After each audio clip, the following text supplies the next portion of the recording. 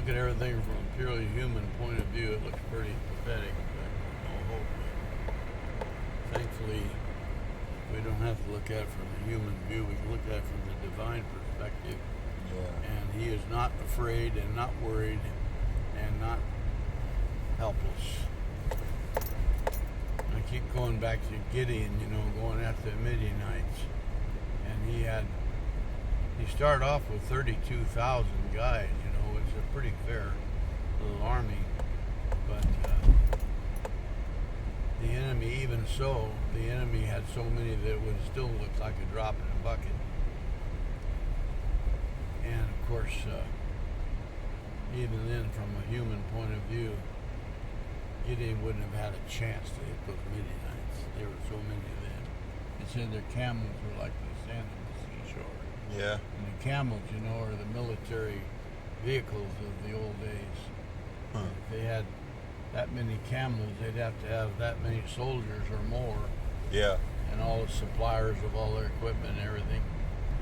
And from a human point, Gideon didn't have a chance, not even a slight chance. In fact, from his own point of view, he didn't see it either. When after he'd reduced the army down to only a little over 300 guys, then the Lord told him to go down and spy on the enemy camp, see what they look like. And he said, if you're afraid, take your servant with you. Well, he took his servant with him, so that was that. Yeah. And reasonably so. I mean, here was one man with about 300 and some guys against hundreds of thousands, perhaps, of Midianites, and even at that, Gideon didn't have any weapons or anything. All he took with him was those clay jars and a trumpet, and coals of fire in the pots.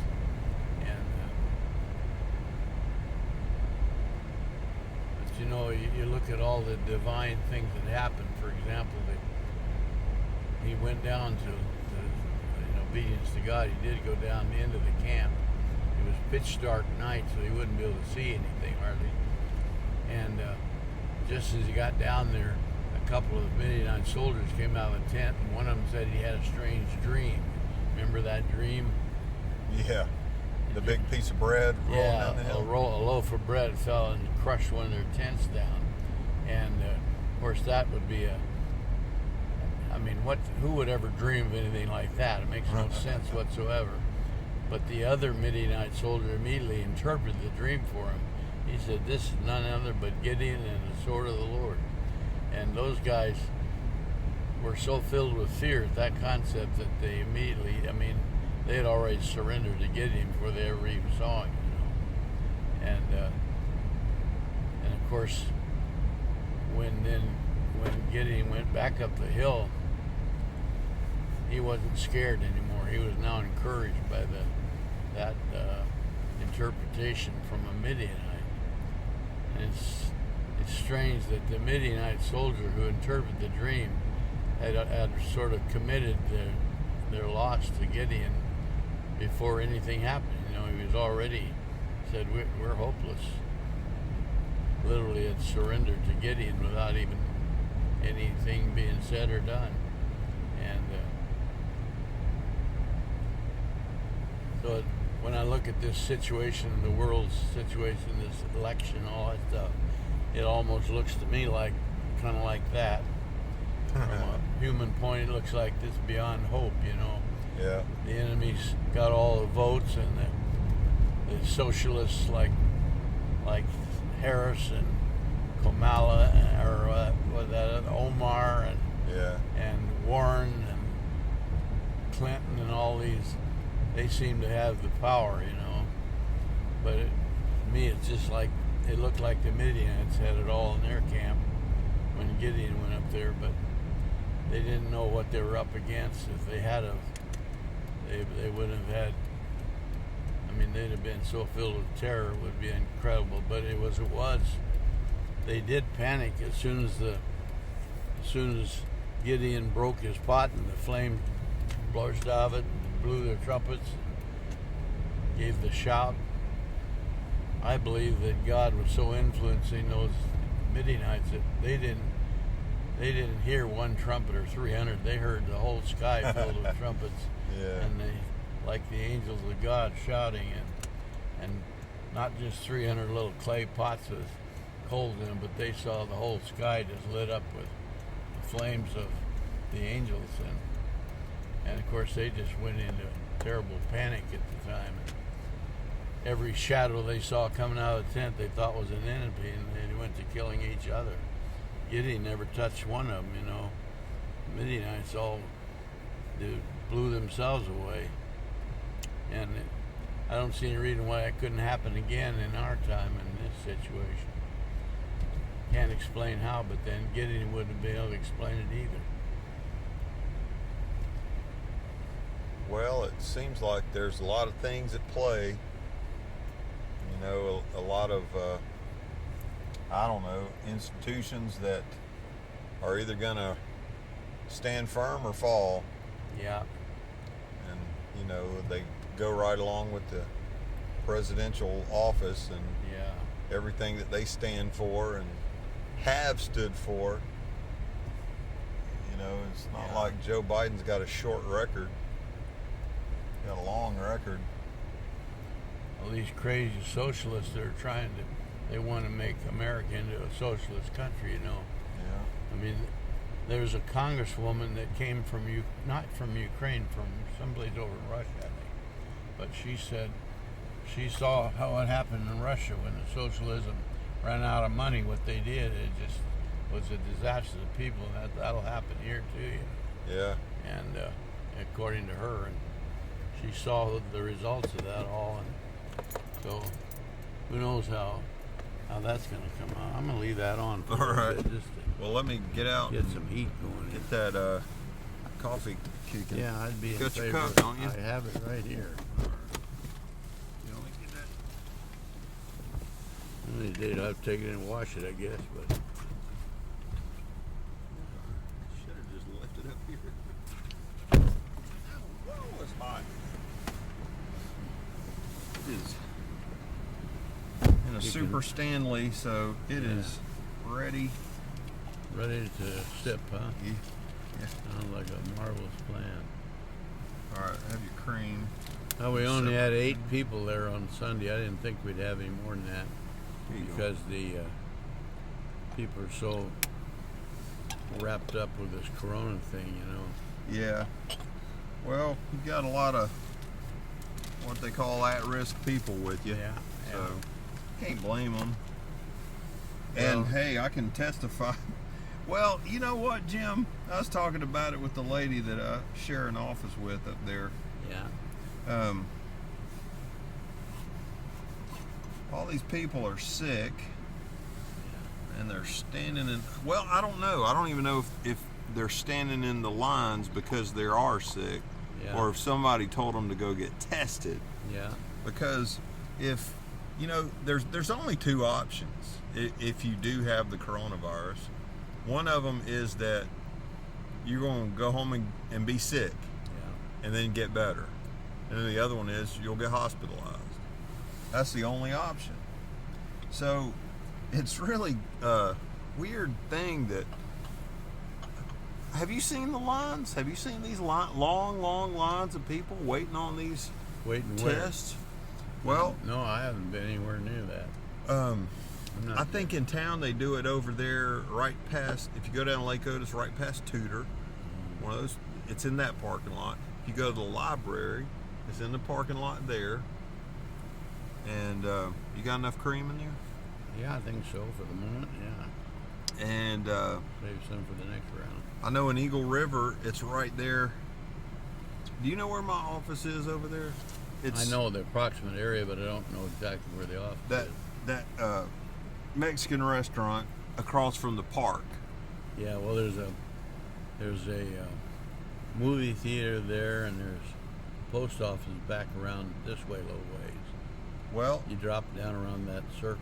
Once you drop down, yeah, and you pass by cars, then there's the post office. Mm-hmm. you go up, and it's right behind McDonald's. You know, McDonald's is on the main road. Up the hill, It's down the hill from McDonald's. It's dropping down. Yeah, I know. It's the Hickle building. I know the area. I don't know any of the particular places other than post office. So you know they have that big, huge parking lot. Yeah. And that parking lot is where those cars sit on Monday and Friday, waiting for their coronavirus test. And so you know, you got a person waiting in a car, and today when I left, there were so many cars there, they were wrapped around into the street, meaning that there was at least 40 cars. Well, the first thing I did at their meeting, what you got? Oh, some more little goodie. Good.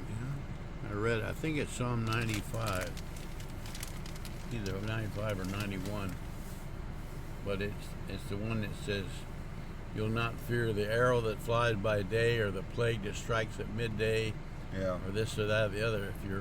If you're in the Lord's people, you don't fear that. There's only one thing the Lord says you're to fear. He never tells you to be afraid of anything that the world throws at you, or even what the enemy throws you. To fear only God. Yeah. But I said the reason why we only have 8 people here today is because a lot of people are afraid. And they're afraid of something that they have no reason to be afraid of. It doesn't mean it's not a real danger. Right. The enemy is not a paper tiger. He's very real and very powerful, but we're still not to be afraid of. Right. So, because our God is greater than any of that stuff. And when people subject themselves to that, they're actually worshiping fear, and that's an idol. You know, the Lord, when he said fear not, he's not saying, I hope you won't fear. This is a commandment. Do not fear. If you're afraid, then you're violating the Lord's commandment. That's not good. And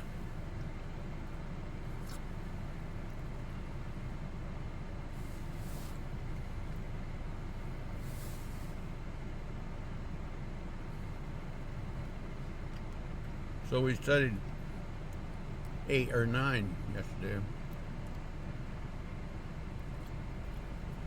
9.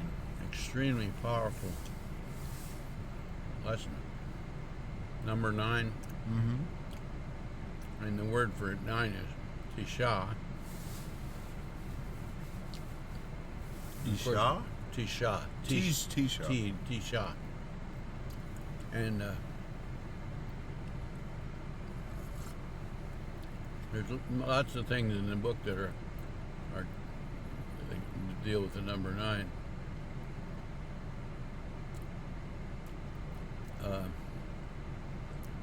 Yom Kippur appears in the 9th month of the calendar. And the 9th of Av, you know, is that time of all the mourning and repentance and everything. Many things that happened with 9. Abraham was 99 years old when he received the covenant from God and got his name changed to Abraham. Sarah was 90 when she was given the promise of a son. But 9 means both good and evil. A lot of things that are evil had also 9 of them. Well, that doesn't fit too well in the Western mindset, does it? Much of Hebrew doesn't fit too well with the Western mindset. Yep, that's true. 9 in the 9th hour is the hour of prayer. When Peter and John went to the temple at the 9th hour, when they met that guy that wanted to be healed. The Lord died at the 9th hour. Yeah. Cornelius, the centurion, saw a vision from God at the 9th hour.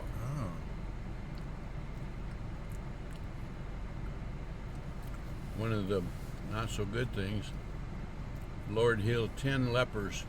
One of them came back afterward to give thanks. He was a Samaritan, a foreigner. And the other 9. And the Lord said, what about the other 9? Why didn't they come? So they represent ingratitude or thanklessness, you know. Not a good thing. You got well, no, that was 12 spies. 2 of them were faithful. Yeah. And that left 10 of them. Yeah. Unbelieving. A human gestation period is 9 months. Yeah. And that links 9 to birth and new life and resurrection, fruitfulness, that kind of thing.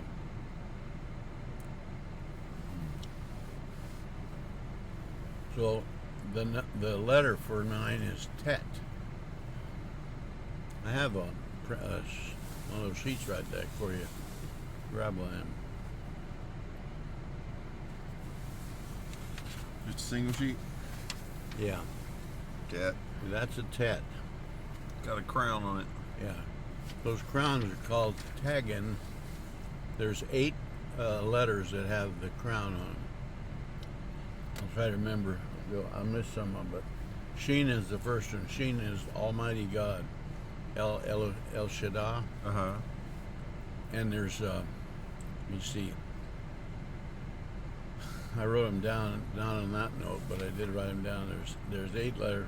One is Tet, one is Zion, and Ayin. Ayin is the eye, Zion is the sword. Gimel, the burden bearer. Mm-hmm. Now you notice on that Tet, it's made of a Zion on this side, and that curved line is a Vav on the other side. Yeah. Now, if you look at it like that, the Zion it represents a sword. A Zion is a sword. And it's crowned. So, what kind of a sword would have a crown on it? A kingly sword. Name one. Sword coming out of the mouth of the Lord in Revelation. Okay. How about the one the Apostle Paul, one of your armor parts is the sword of the Spirit. Yeah. Now the Vav there is the other side of that curved line. Yeah. The Vav represents the connecting, and it connects God to man. So here's that Vav is bowing down to the crowned sword. And that's a picture of the good side of Tet. If we bow to the sword of the Spirit, which is directed by the Spirit of God, we're in a position of being of use and service to God. Now, if you covered up those little crowns with your thumb, so you can't see the crowns, you'll see what appears to be a serpent.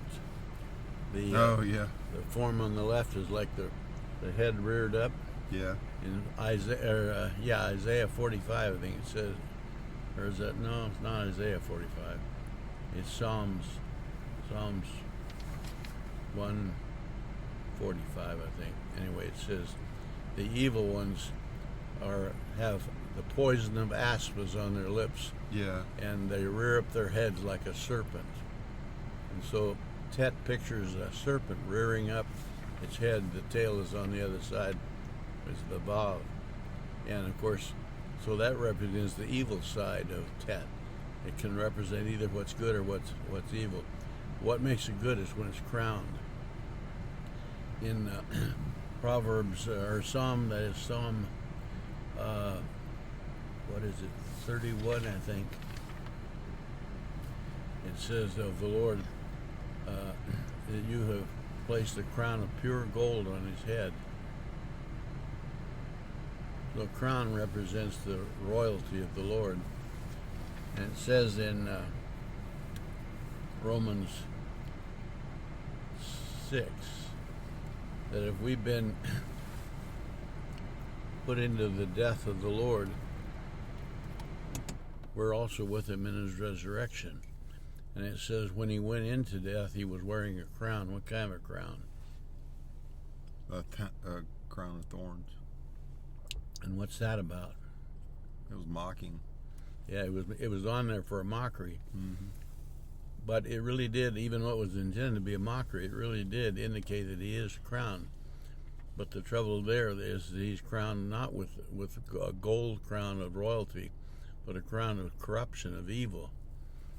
Because he took our sin on himself. Yeah. What did he look like when he was resurrected?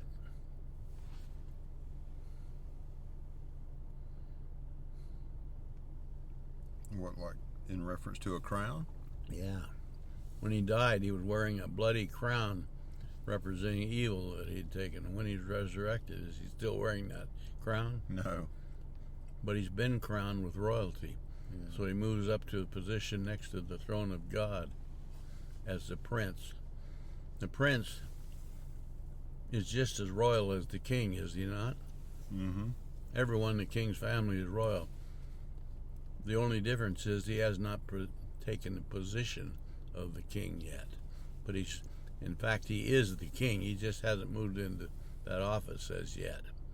But so he says, if you've been included with him in his death and burial, you're also like him in his resurrection. If he is crowned with royalty at his resurrection, how about you? We must be crowned in royalty too. You're like him. Yeah. So you got to be having a crown too. So those crowns that are on those numbers or on those letters represent things that are dedicated to God.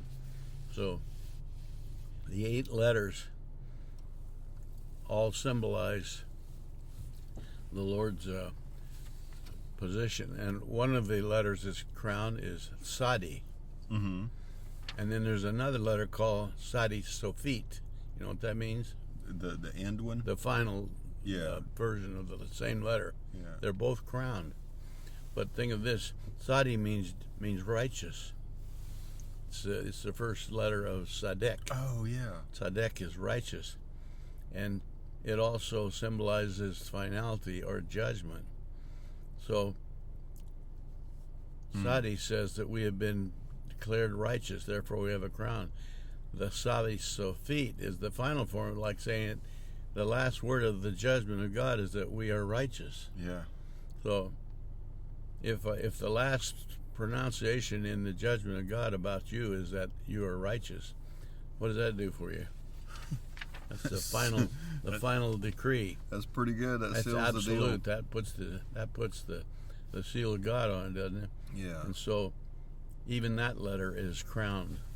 And of course, the whole concept of it all is that when people understand these letters, they begin to understand our position before God and our status and so on.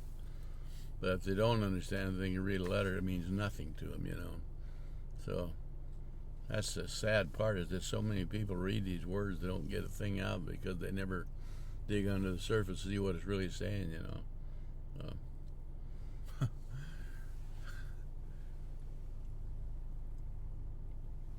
Well, I guess you're doing your part to spread the word a little bit. I'm trying to do my part too. Yeah.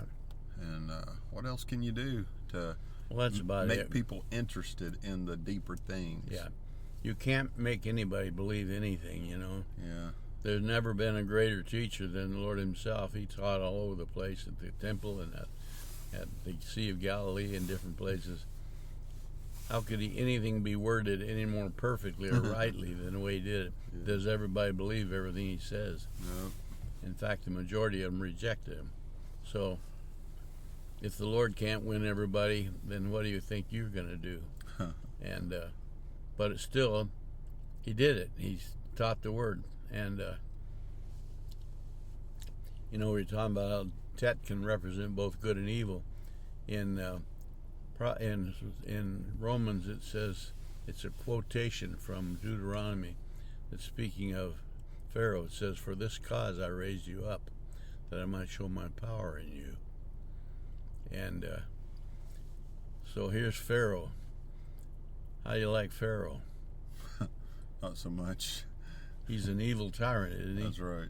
In fact, he is the very one who said, "Who is God that I should obey him?" Who does Pharaoh think he is? He thinks he's the God of the universe. Thinks he is the God. Yeah. When Pontius Pilate looked the Lord right in the eye and said, "Don't you know I have power over you?" Who does he think he is? Bully of the block. He's greater than the creator of the heavens and earth. Yeah. So who's he calling himself? Calling himself God. I am God. That's what Pontius Pilate is saying in so many words. Mm-hmm. He didn't say that himself, but his action and his attitude says that. So, but the Lord says, "I raised up Pharaoh because I have a use for him." Did the Lord raise up Pontius Pilate? Yeah. You mean to tell me that the Lord would raise up an evil tyrant? Yep. serve his purposes. In Isaiah it says, I create good and I create evil. Whatever exists in the world, God created it, did he not? Yeah. We only have one creator, but where does evil come from? That creator. So God's responsible for the evil in the world. It's his fault, right? I wouldn't say that. Well, he created it. Let's blame him. It's his fault. If he didn't like it, why did he create it? Give us choice.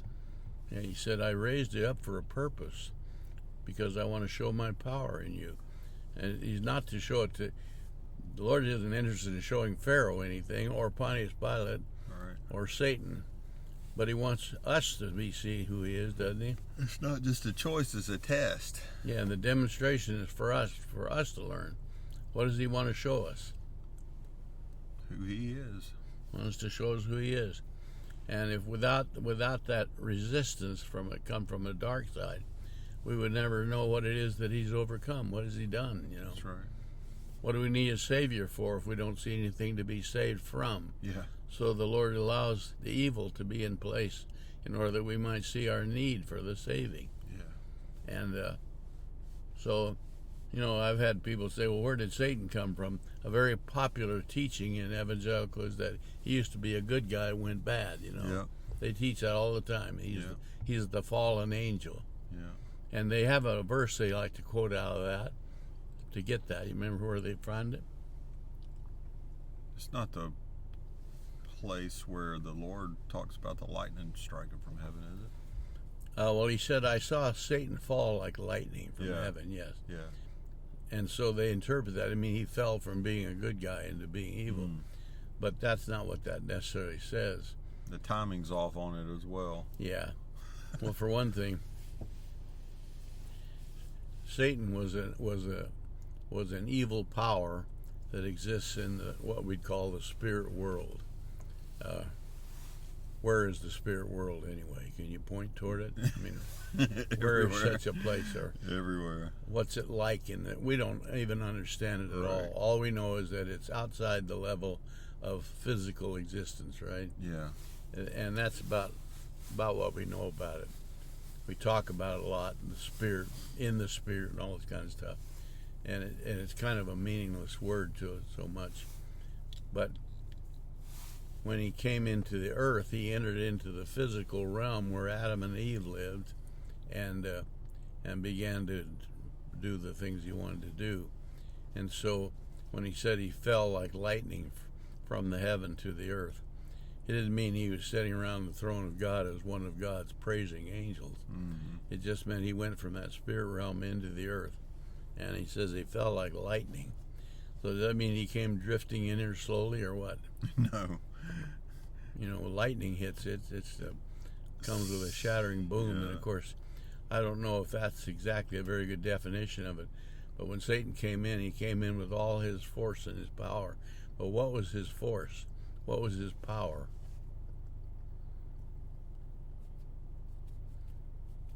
I don't know. Well, what did he use on Adam? Coercion. Yeah, just words and ideas, right? Yeah. And just he didn't lay a hand on him. Doubt. Did he strike? Did he hit him with something? Did he wound him? Did he do something to him? All he did was say some words. He actually only asked a couple of questions, wasn't it? Yeah. To cast doubt upon the... Did God really mean that, you know? And is that a powerful weapon? Oh, yeah. Probably more powerful than if he'd hit him with a spear, don't you think? Yep. It doesn't physically wound him, but it attacks right to the very mindset and the heart of the individual. Yeah. And just hits him from inside out. And so... That explains a lot of the mental warfare that Paul the Apostle talked about. So when it says he fell like lightning to the earth, I think it means he brought all his power with him. And his power is in words, you know. Part of the test of the Lord in the wilderness was to make the bread make the rocks into bread. Yeah. The idea. And what did the Lord say? When Satan said, you could make these rocks into bread if you really are the Son of God. Man does not live by bread alone, but by every word that proceeds from the mouth of the Lord. Okay, so that idea of making bread out of rocks was an attack from the Satan. He had hoped or wanted to destroy the Lord's concept of him being the Son of God. Mm-hmm. The Lord had, did he have the power to make rocks into bread? Yeah. But what would happen if he did? He'd be obeying Satan. That's exactly right. And he said in Hebrews 10, quotes it, said, for this purpose I've come to the world to serve you. It says, in the volume of the book it's written of me, I've come to do your will, my God. That's what it quotes. Yeah. Okay, in the volume of the book, what book? Is he talking about the great book up in the heavens, the book of life? Or is he talking about the Torah? I think he's talking about the Torah. Torah. Tanakh. Yeah. He said in the volume of the book, I mean, everywhere you're reading there it is about who I am and why I've come. So what part of the Tanakh is that found in? All of it. From Genesis on. Remember, when the Lord met those two disciples on the road to Emmaus, it says, beginning with Moses and going through all the scriptures, he told them where it showed who he is. Well, he said in all the scriptures. I don't know how long it took him to tell them all that, but he must have quoted an awful lot of it. But anyway, he said, in the volume of the book is written to me, I've come to do your will. If he made bread out of rocks, he'd be doing the will of Satan, would he not? Yeah. And that would have immediately made him into a liar. Yeah. Because he said, I've come to do your will, my God. So then he says, every man's not going to live only by bread. There's nothing wrong with eating good bread, but that's not the only thing. If that's the only thing you're eating or you're living on, then what do you got? Say what? I said there's nothing wrong with eating bread, but if that's what you live on totally, just food, in other words, what will that do to you? Well, you don't have the living food, the real bread. That's right. So you'll live out your physical life and then you die and then you're in trouble, right? Yeah. But he said, so you don't live only on that, you also live on every word that comes out of the mouth of God. So the problem with Adam, he tried to live on the words that came out of the mouth of the enemy, Satan. So there again, the idea of tet is that good, it not only represents good, but also represents evil. And of course... Is that like a potential? What? The idea of potential?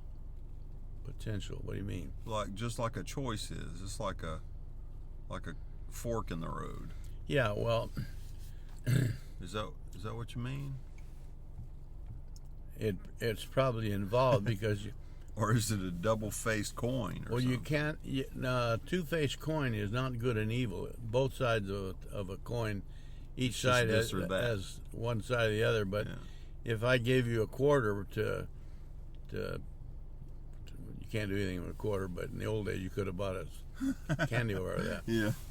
Would you care whether you held it in your hand heads up or tails up? No. Wouldn't make any difference because either side... Because the value's all the same. Yeah.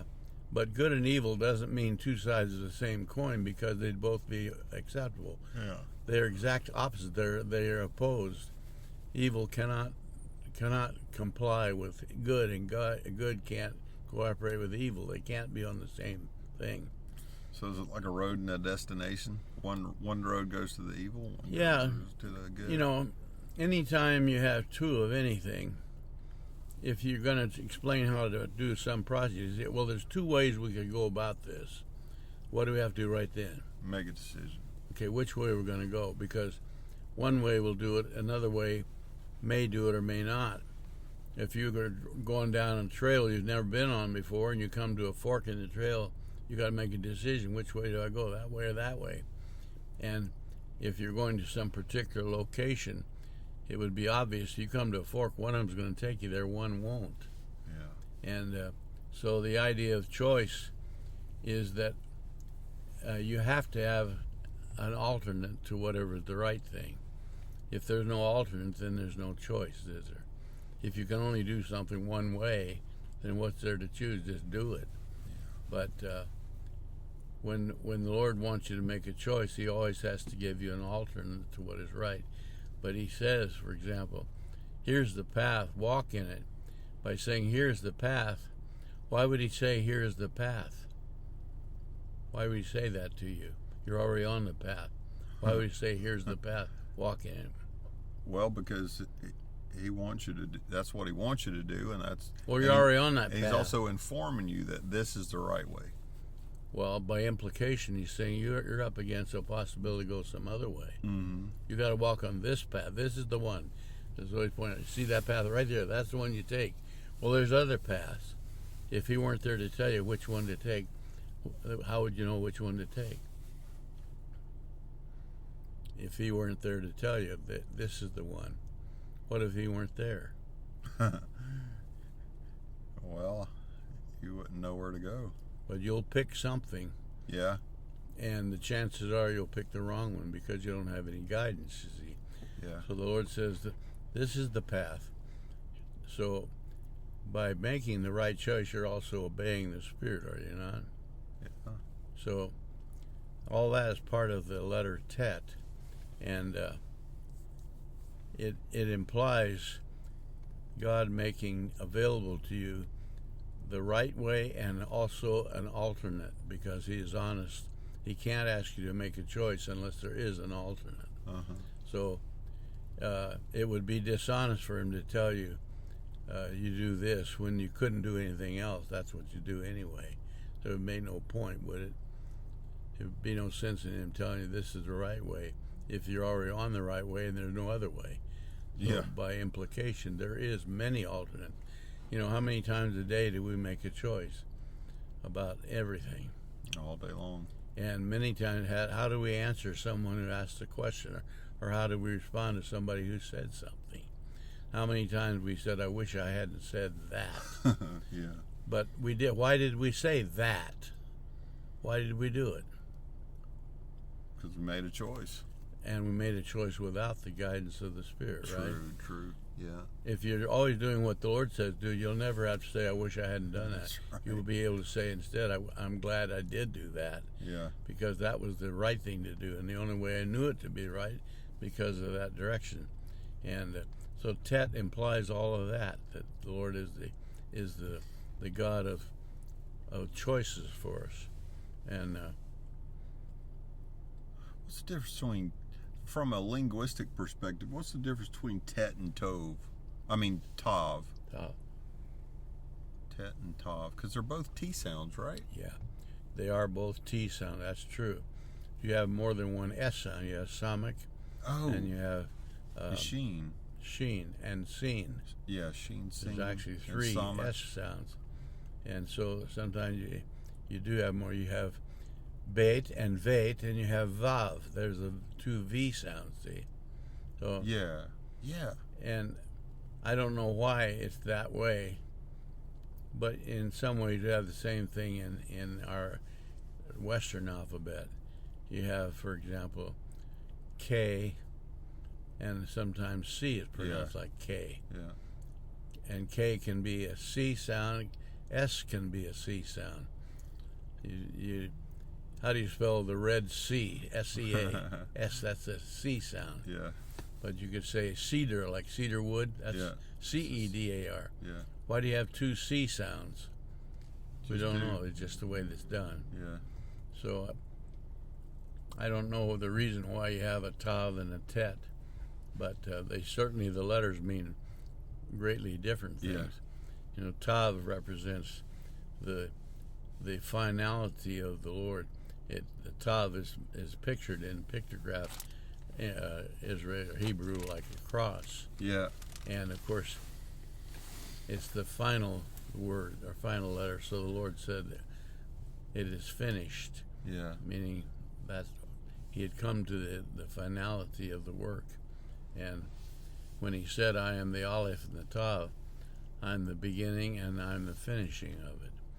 So the starting of something and the completion of it is Tav, whereas Tet is only letter number 9. It's not even reached up the midpoint yet.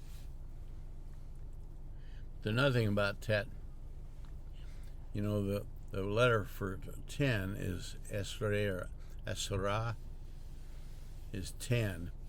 And 10 is a picture of the absolute dominion of God, the rulership of God, kingship. When you read 10, you're looking at the authority of God, the absolute. And 9, being one just short of 10, means that everything that 9 represents, everything that's beneath 10, everything that's beneath the authority of God, and it involves our choices. It involves, are we going to bow to the sword of the Spirit and be crowned with the same crown as the Lord, or are we going to submit to the works of the serpent? And so, but no matter what, it's all subject to God, all of it. And of course, part of the Tet symbol is the tzadi, which is meaning righteousness. And in order for us to be righteous, we have to bow to the Lord himself. And that's a picture of Tet. So that Tet kind of pictures everything being subject to the authority. 10 is the final authority. You know, in Hebrew, the number system goes from 1 through 10. In the Western world, it's 0 through 9. Right. We stop at 9. Yeah. Why do we stop at 9?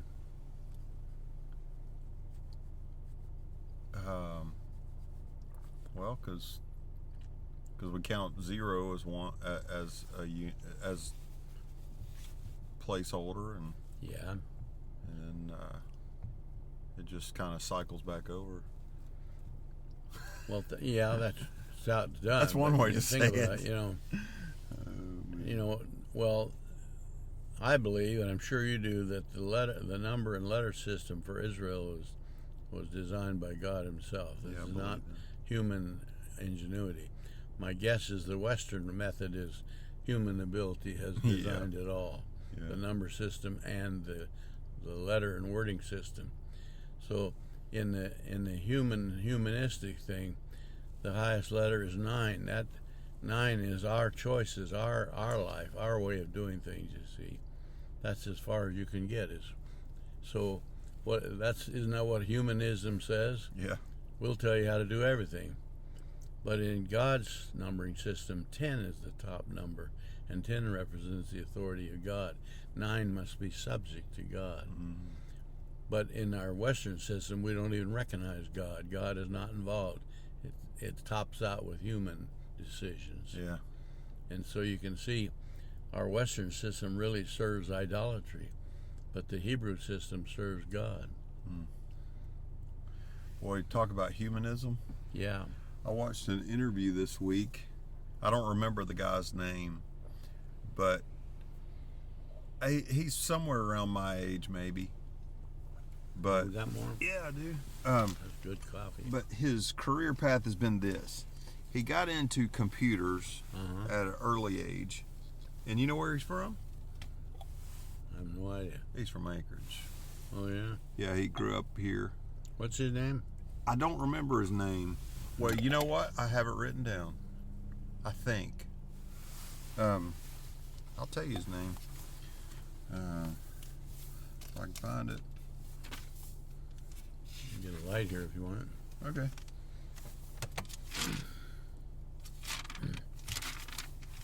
I have it further back.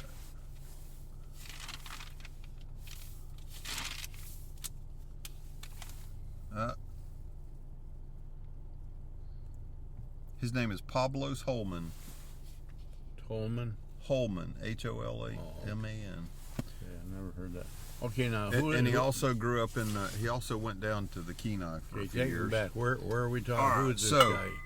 We were talking about humanism. Yeah. And what I was going to tell you about him is, you know, like I said, he had his career has been in computers. So he ended up down there in Seattle with Microsoft and all that stuff. And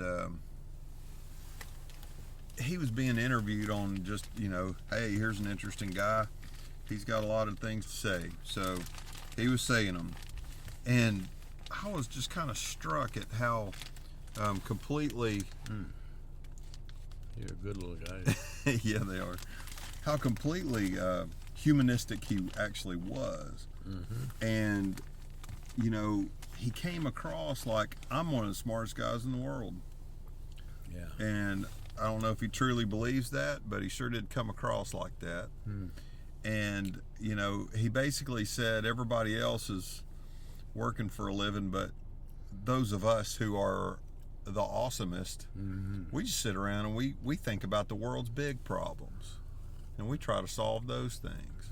Yeah. And then that path went on to, like, one of the things, like the guy that was interviewing him, I like him a lot. His name is he's from Iran, and his name is Bet David. That's his last name, Bet David. But he interviews people all the time. He's a businessman and kind of has people on his show. And he asked this guy, he said, well, why don't you give me an example of something that you've created that you think you can't make because it's not fundable? Because that's what his excuse was, that he doesn't have an invention behind his back. So he said, okay, here's one. He said, he basically said, I solved how to stop hurricanes. He said, really? How did you do that? And he said, well, and he basically, they showed a couple of pictures of somebody like rolling old tires around, and he said that plus a bunch of old plastic, you know, like heavy duty hefty bags. He said what you do is you put those in the ocean, sink them, and it lowers the temperature of the water. And if you lower the temperature of the water a couple of degrees, that Hurricane 5 will turn into a Hurricane 4 or 3. I was like, that guy is off his rocker, thinking that you can change the weather. And so then he got into immunology. Yeah. Now this guy's a computer guy. He is not a doctor. And it reminded me exactly of what we've seen Bill Gates talking about lately, talking about how he knows how we should handle the world's health problems. And he comes across as a philanthropist, and I'm sure he's a good one. He gives a lot of money to that. But man, it's scary because, I mean, I shouldn't say it's scary. It's just, it's typical of humanism to think that man is so smart that he can do stuff like that. Well, you can see how number 9 falls below number 10. 10 means God's authority. Yeah. And 9 is a picture of human ingenuity and their ideas. And even if they're fairly smart, and some of them are pretty smart, they're still subject to God. And if they will not acknowledge that, then they have to worship somebody, because everybody's a worshiper. So if they're not going to worship God, who are they going to worship? Themselves, exactly. We are the gods. We are the ones who make everything. We're greater than the creator of heaven and earth. So and I'm telling you, that's exactly how that guy was coming off. Yeah. And what he was saying about immunology is, you know, because there's I'm going to use the word problems like a problem solver would. You know, there's problems with immunology because, you know, you still got all these diseases. And see, he approaches immunology as a problem to solve, which this is the way he sees it. He says, yeah, we really messed up. And he basically said, he didn't say it outright, but he said, yeah, we were really missing an opportunity to he basically said use an awesome problem-solving technique to stop coronavirus. Yeah. And he said what we should have done, he basically said we can make viruses in a lab. He said that. He said we can make viruses in a lab, and the best way to stop them is once you get them, he basically said you got to control all the people, and he used Germany as an example of doing it well. Boy. Now he was talking about modern day Germany. He said, yeah, if you get, he said, once somebody gets tested, if you go into Germany, you get tested, you get sequestered, and if you're okay, then you get to go about your business, and everybody's walking around the street having a good time, he said. And then he said, but if you don't, he said, the wording he used was just, I don't even know if he realized how frightening his words were. But he said, they will swoop down on you and take care of you, he said. But the swooping part is the part that has me concerned. And he said they'll swoop down on you, take care of you, and then they won't let you go until you're better. And he said that's the way we ought to be doing it. And he said, and if you don't do it fast enough, you can't isolate the disease, and let your awesome lab work show that you can defeat the disease. Well, it's almost like Nazi Germany said, we're going to create the master race, eliminate everybody that's not suitable. Yeah. But there's another thing about the number 9. It does represent humanism quite a bit. It also represents the works of the Spirit of God. Talks a lot about the Lord doing great things. And of course, the symbol of Tet is when we acknowledge that the Lord is the crowned sword, and we bow to that, then our works become good, and they are crowned with the Spirit. So 9 can represent God working in his people. But even then, our work, the thing that makes our work suitable is when we recognize that we're always subject to the Lord. Yeah. Like the great scientists of history, we're subject to the Lord. Yeah, the Lord said, without me, you can do nothing. Well, people do plenty of things, but their value is nothing if the Lord isn't in it. But if the Lord is in it, it says, the psalmist says over and over, with the Lord in me, I can do all things through the apostle wrote, I can do all things through the Messiah who strengthened me. So 9 can represent great things as long as it's subject to the Lord. We recognize that. But when we don't recognize it all has to do with 10. Say that? It all has to do with 10, how 9 turns out. Yeah.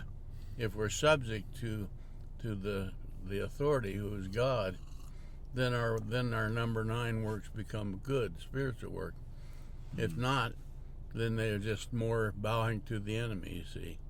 And so 9 and 10 go together, but 9 is always subject to 10, must be. But in our Western world, we made 9 the last number. That's the top number. You can't go any higher than 9. The minute you go higher than 9, you add a 0, and it becomes a whole new set of numbers, you see. But where Israel, they have no word for 0, no letter, or no number for 0, because 0 has no value. So they don't even start with that. They start with 1. And I like messing with computers and stuff a little bit. Do you know what binary numbers are?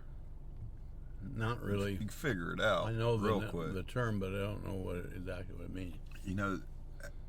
You've always heard, or you've heard about computers that answer only zeros and ones. That's binary. Yeah, I've heard that. And the way that you would relate to it is a light switch. Your switch is either on or off. Yeah. And on is 1, off is 0. That's binary. And it's amazing to me that they can make a computer work on just offs and ons. But they can. They do. That's what a silicon chip is. It's just a bunch of switches. And those switches do stuff now.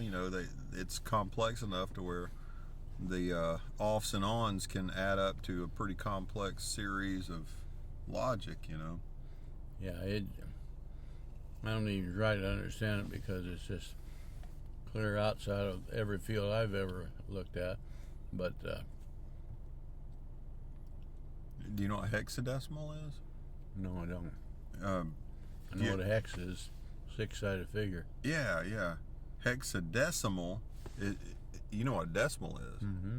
That indicates you're working with tens. Yeah. Because it's deca. Deca is 10, yeah. So a hexadecimal is 16.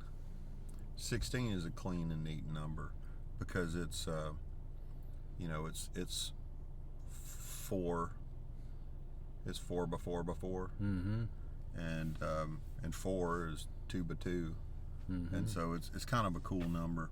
But hexadecimal numbers are you go 0 through 9 plus A through F. I think it's F.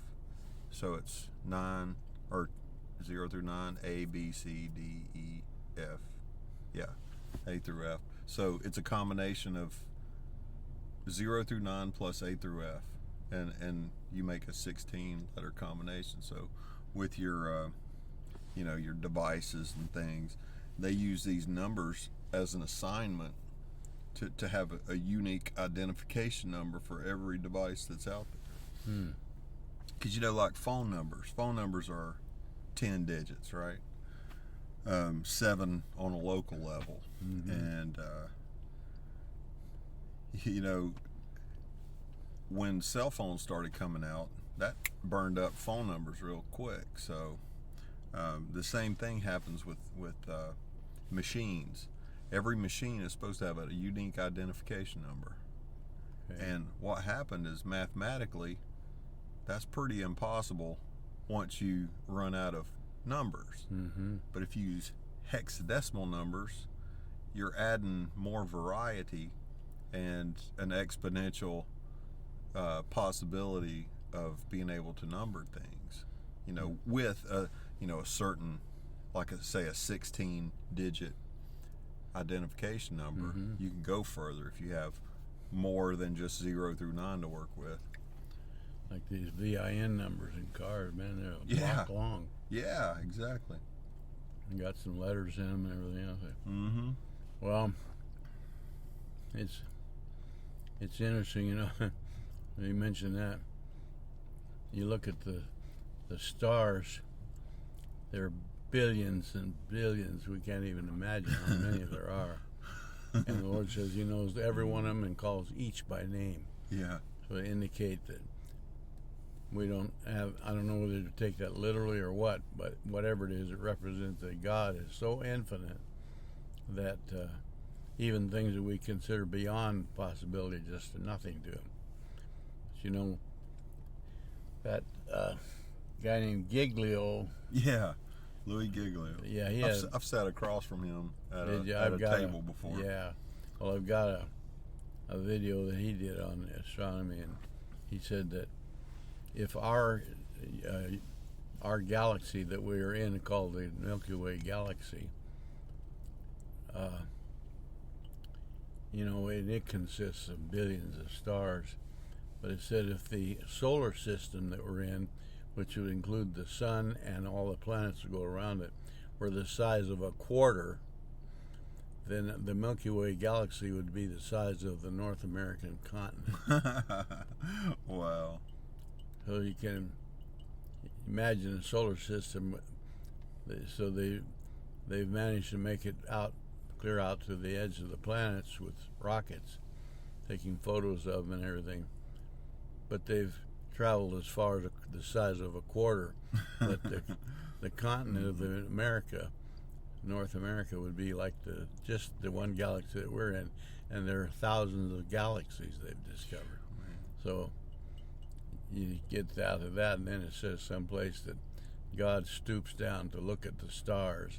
So how big is God is the question, And we're just thinking of concepts that are so far beyond our mentality we can't even handle it. The idea of eternity is outside of our ability to understand. How can something exist that never had a beginning and will never have an end? You just can't even comprehend that. Yeah. That's good. How can God have always been just forever? And you think, we want to say, well, how did that start? How did it begin? We can't imagine anything that has no beginning to it, Nicodemus had a hard time handling the concept of a second beginning, and not without good reason. When the Lord said you have to have a new beginning, well, you cannot have but one beginning of anything. You can only begin something once. Once it's begun, it's begun. So all you can do after you begin any process is move on to the next step. And then it follows the ordinal numbers. The second step, the third step, and the fourth step, and so on. But only one beginning is called Yom Echad, day one. But the Lord said to Nicodemus, you have to have another beginning. How can you have another beginning? You can only begin something once. Well, there is a way. How can you have a second beginning? It's kind of like you have to start over. Start what? You got to repeat again what you already did once? No, life. You can't repeat. No, you can't repeat. You have to have a new beginning, something that's never been begun before. Yeah. We already had a Adamic life and a beginning for that. Do you want to go back and do that again? Mm-mm. How do you like how it's come out so far? Would you like to do it all over again? If you did it again, you'd do the same thing you did this time. But he said, I'm going to give you a new beginning into a new life, a life that you've never lived before. So this one has its own beginning. It's not the beginning, again, of Adam's life. It's the beginning of a new life. And, the word Yom, I don't mean Yom, I mean Rosh Hashanah, it means the new year. Yeah. It literally translates the head of the year. The head of the year. Hashanah is the year. Rosh is the head of the year. And the word Shana means to repeat. So what they're calling the new year is just have another year. Repeat it again. Every year we have another repetition. But what time of year is that? It's usually in September. We just went past it not long ago. Yeah, that's right. It's right around harvest. Yeah, it varies. It's a harvest festival. But the new year at the harvest. That's kind of cool, isn't it? Yeah, the harvest is the final. Harvest is like finality, the judgment, you see. Yeah. In fact, one of the ideas of Tet is it represents the gathering in of the crops, or the putting the sickle to the wheat, separating the wheat from the tares. Yeah. It's called that. So, yeah. But anyway. That's Tet right there, huh? Yeah. That's where we're at in our life and perhaps, yes. history. But we were saying Rosh Hashanah means to repeat. So that's not really what the Lord means by the new life. It's not repeating what you've already done. If you did that again, then you did have a new beginning for the saint to repeat the old beginning. It's not to repeat. It's to have a new one over into a new life that you've never been in before. So the new life is not just repeating the old one. It's starting something that's never been done before. Like the new man. Yeah. So, in our humanistic culture, people have a term they use at the New Year's, making New Year's resolutions. Yeah. What do they mean by that? A New Year's resolution? Means we're going to do things differently this year. Yeah. Well, what does the word resolution mean? What's the word? That's a definition. It's resolve. Make up your mind beforehand. Yeah. So we resolve to do something, or change something, or quit smoking, or start smoking, or doing something, whatever we resolve to do. Wonder how many people have made a resolution to start smoking. Might have, who knows. But the concept is we're going to try to change something about the last one that we didn't like. Right. Is what it usually comes to, doesn't it? Yeah. Or do something that we failed to do, or in other words, repair some damage that was done. That's right. Or something. Going to start over. But that's not what the new life means. It doesn't mean you try to fix the old one. The Lord here says, here's how it got fixed. How did the old one get fixed? With the old nature? How to get fixed? It got introduced to the God nature. Well, it got put to the cross, and what happens at the cross?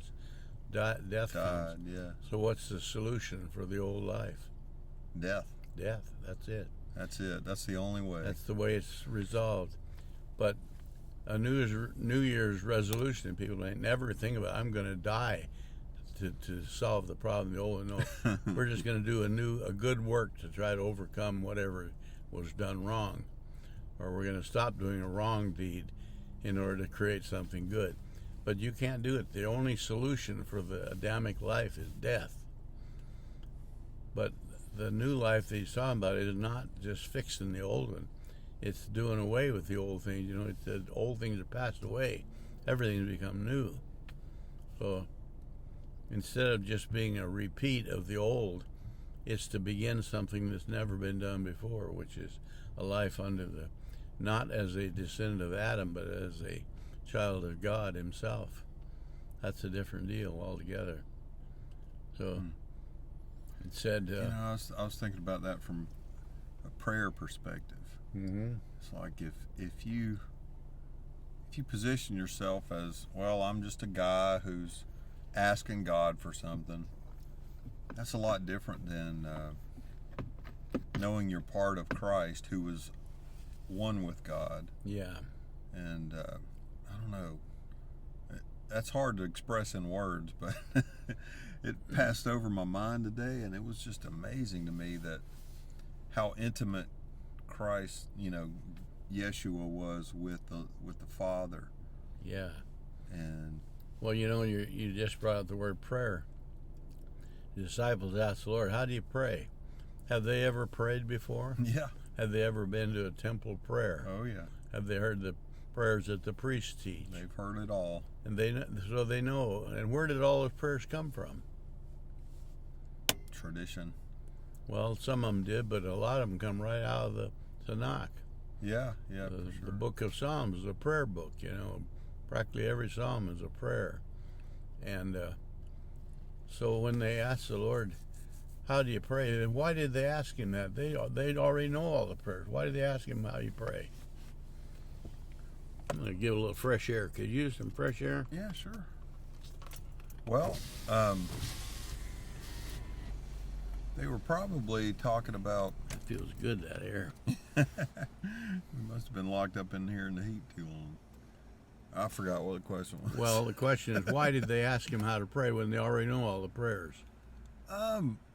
It's kind of like when Peter made his confession, he knew something was different about the Lord. And so they wanted to know. They knew he was the teacher. And they said, teach us. But we already know how to pray. They know that's the routine prayed. for rabbis, though. But he was different, though. He was speaking different. He had his words had an authority that they had never heard before. Okay. And so. What did they think they would get when they asked him that question? What are they looking for? That's a good question. Well, if you already know all the prayers, maybe. If they have a prayer for practically everything. They have a prayer for a meal. They have a prayer for tying bedtime. a shoe. Prayer for when somebody dies, somebody was born. Prayer when you're sick. Prayer when you're hungry. I mean, a prayer for everything. They have a prayer for when the sun comes up, when the sun goes down. New Year, Rosh Hashanah prayers. They got Yom Kippur prayers. They got Sabbath prayers. Passover prayers. Yeah, all the prayers. Haggadah. They know all the prayers, so why do they ask the Lord, how do you pray? They already know all the prayers. Why would they ask him that? They wanted a new prayer? Man, we've already got 1,000 prayers. How many more new ones do we need? Well, if they knew him to be Messiah, then they wanted to get it straight from him. Well, what is the purpose of a prayer anyway? Why would you pray? Commune with God. For what purpose? I mean, there's got to be a purpose to it. What's the purpose?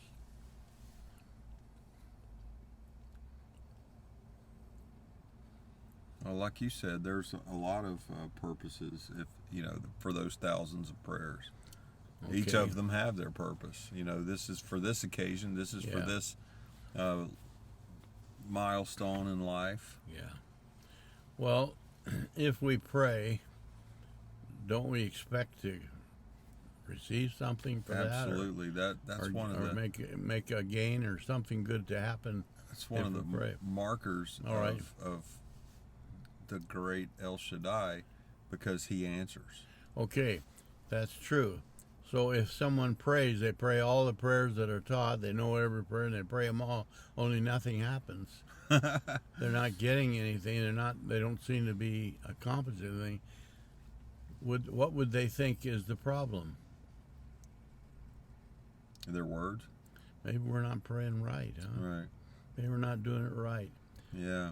So when they ask them, how do you pray, it's not so much as to what words do you use. We already know the words, but how do you say it? How do you present that in a way that has value to it? Because we prayed all our life. Did Peter ever pray before he asked that question? Yeah. But he may have thought, I pray, but it doesn't seem to accomplish it. I get nothing. Nothing comes of it. What am I doing wrong? So he asked the Lord, what's the right way to do this? I don't know if they expected to be taught some new prayer they'd never heard before. In fact, what the prayer they got an answer for is this one we commonly refer to as the Lord's Prayer. Was there anything in there that wasn't already in the Tanakh? Nope, it's already in there. So he's saying just what you've already learned, but here's what it is. You know, our concept, most people, when they pray, what do they think of when they say the word pray? What does that mean to most people? Asking God for something. They want God to give them something, don't they? Yeah. Or they want Him to do something for us. Or they want Him to take away some pain or some problem that we've got. Solve our problems for us. Fix us up. Do things for us. Isn't that kind of where most of it is? Yeah. In other words, we're really giving God our wish list, and we want Him to do all these things. Well, so don't you suppose that someone could pray the Shema, which is certainly a popular prayer, and make it into a wish list? Oh, yeah. How could they do that? Now, are you saying they should or they do? They do. Yeah, they do. How could they make Shema into a wish list? By turning the energy back to themselves instead of praising basically, the Lord. what does Shema say? The Lord our God, the Lord is one. He's one. Our God is one. Yeah. How can you make that into a wish list? I don't know if you can, honestly. I bet you can. And I'll bet they do often. But that's when you shift it onto yourself. All right, all Shema says, this is who God is. This is what God is, doesn't it? God is one. How many other gods are there? None. God. This prayer says God is the Almighty. He is the only power. The one. He is the authority. But here comes the Muslims after us. Yeah. We'll just pray, our God is one. How can that be a wish list? The enemies are coming for us. We wish We're going that to our pray God. Shema. We wish our God would defeat them. Yeah. Since He is the God that is one, then how come He isn't doing something about these enemies? Yeah. How many enemies we got? We got one Countless. God. How many enemies do we have? We have thousands of enemies, right? Yeah. They come at us from every direction. Our God's one. If you really are one, then God, why don't you do something about these enemies? Without saying so, is it possible to make that into just more or less a demand on God? If you really are who you say you are, then why aren't you stopping these enemies? All I'm saying in all this, when they ask the Lord, how do you pray? My guess is they're thinking, however we've been praying, and we've been praying for all our life, maybe we haven't been praying right. So what's the right way to do it? Now they expect Him to perhaps give them a new prayer, but He doesn't give them a new prayer. He just repeats what they've always said. But you know, you read the words of this prayer that He said. Here's how you pray. What are the words? You know them. What are the words? What's the first line? Our Father. Okay, so What are you saying? What are you doing when you say Our Father? Saying, our God, the Lord is one. Yeah. And you're also putting yourself in association with everybody else who says Our Father. And if you say Father, you're repeating the words in Isaiah. Remember Isaiah said he'll be called Father of Wonderful, even the Gentiles. Wonderful Counselor, the Mighty God, the Everlasting Father, the Prince of Peace. So you recognize that he is the one that Isaiah was talking about. He is our Father. And then what's the next line? Who art in heaven. What does that mean? He's holy. He's other. He is. Well, what do you mean you are in heaven? What does that mean? What's heaven? Well, it's that universe you were talking about earlier, the big spaces, the galaxies. It's the. Well, that's the physical creation. Is that heaven? When he says in Genesis 1, in the beginning, Elohim created the heavens and the earth. Uh-huh. So, and that's speaking perhaps to the physical realm. You can fire a rocket off to the heavens. They did yesterday. Yes. Some of my friends in Valdosta saw it. Okay. But when it says God is in heaven, I mean he's sitting up there among those stars somewhere? No. So what's heaven? It's that spiritual realm. Okay, it's the place where God dwells, right? Yeah. It's his position, where he is. You can't. It's not a physical location. You can't point toward. It's not that way or that way. It has no direction connected to it in the physical realm, does it? There's no location in space where it is. It has nothing to do with the physical creation, but it is the position where God alone dwells, and all authority is there with him. Everything that he is, there's nothing there. It says in him is light. There's no darkness. There's nothing is out of order. Everything is exactly the way it should be at that point. What's the next line of that prayer? You're the Father who is in heaven. Name. What does that mean, hallowed? Hallowed means holy. Yeah. So you're especially recognized as the one who's apart from all other things. Yeah. You are separated from everything that has any corruption in it or anything. You are absolutely holy. And your name, what is your name? What does that mean? Oh, man, that's a strong word. That's it's God's identity of himself. Yeah, it's who he is. The name by which we must be saved. Yeah. It's not just a name that you could write on a piece of paper or on a stone. It's not just so many letters. Right. It is the very essence of who God is, who he is. Yeah. You know, there's a mystery about that. Yeah. It's so deep. It's much greater than just what do we call you, you know. Yeah. It's not like in languages, what are you called, you know. Right. Well, I'm called Jim. Well, that's what I call my name. Yeah. In Hebrew, they say, Ani Korim, that's what I'm called, or Ani Shem, that's my name. But that's just something you say to get my attention. But when he says, hallowed is your name, means that's who you are. It's not just what we call you, but it's who are you anyway, you know. And it defines a total definition of it. But that's all holy. That's so high above the corrupt world we can't even touch it, you know. And the Jews, in fact, interpret. I mean, you can't even say the name. Yeah. That's why they block out. Yeah, block out the middle letter. Yeah. G/D. Yeah. And some people think it's to insult. It's not really. It's their idea that that name is too holy that we don't even have the right to say it, you know. But so then after he says your name is hallowed, then what? Your kingdom come. What does that mean? It's an acknowledgement that he is king. Yeah. Of that heaven and of, your kingdom come on heaven as it is on earth.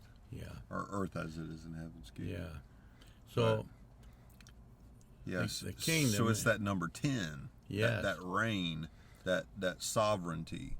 It's Right. acknowledgement of his sovereignty, and it's also an acknowledgement.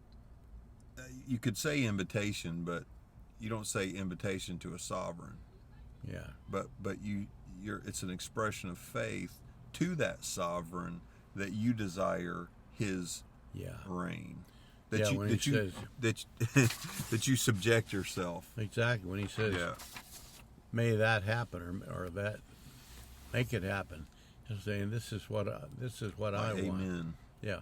I'm not asking you for something for me. I'm asking that your name, your kingdom would be exalted and would be on the earth, in other words, where we dwell, just like it is where you dwell. Yeah. That's what we want. That's what we need, as we recognize that is what is the problem with the world. What's the matter with the world right today is that the world thinks we're the kings. We don't need any king. We don't need God. We'll run it ourselves. Right. And of course, to have the very definition of a kingdom. What is a kingdom anyway? Well, it's a land, a law, and a ruler. And one other thing it has to have.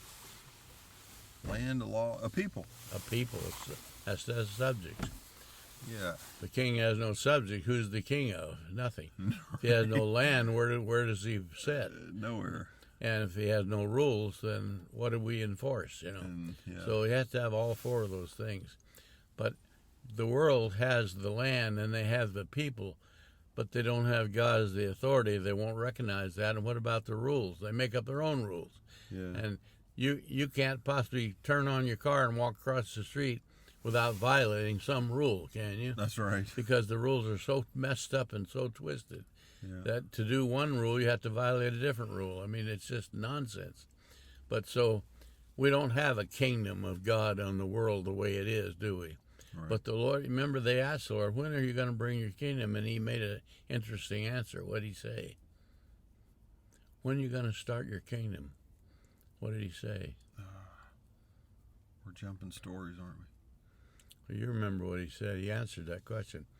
When are you going to bring in your kingdom? Is that when he said that nobody knows? Oh, no, he didn't say that. That's when you were coming back, right? Yeah. He predicted his return. They said, when will that happen? That's when he said nobody knows but the Father. But they asked, when are you going to establish your kingdom? He answered that one. I'm having a blank on that one. He said, the kingdom is within you. Yes, that's right. It's already here. Yeah. But the problem is, it's within you. Is it real? It's real, yes. Can it get any more real than that? No. However, right now, who can see it? That guy walking across the street there, does he know that you are one of the Lord's people? I don't think If he so. talked to you, would he know by talking to you? Maybe. You could claim it, or you could say something. He might recognize something, but, it's not visible to the outside world, is it? It's a hidden thing. It's within the heart. But the day will come when it says, every knee will bow, every tongue will confess. Right now, how's every knee and every tongue doing? What they want. The tongues are cursing God. The knees are refusing to bow, and largely, aren't they? Yeah. And he says the kings of the earth will bring gifts to the Lord. The day will come of that. Right now, it's not that way, but it will happen. So there is shall we say, right now the kingdom is in the Lord's people and is real, but it has not yet been revealed in the world, but it will be. That's yet to come. So he said in the prayer, may your kingdom come, let it come. That's what we need. We recognize that. Are we telling God to do something that we think he ought to do? No, not yet. But when we say that's what we need, what we want, what are we saying? We're trying to align our will with his will. And we know that this is in your plan. You are going to do it, and that's what we want. We just want to see your things being done. Yeah. It's really just the acknowledgement that you're right about what you're prophesying, what you're saying is going to happen. That's absolutely right, and we agree with that. That's what we want. So we really want your will to be done, don't we? It does say, let your will be done on earth like it is in the heavens. It is done around your throne, but right now it's not around the earth, but that's what we want. So if we have to pray, let your will be done on earth like it is in heaven, well, what about where I stand?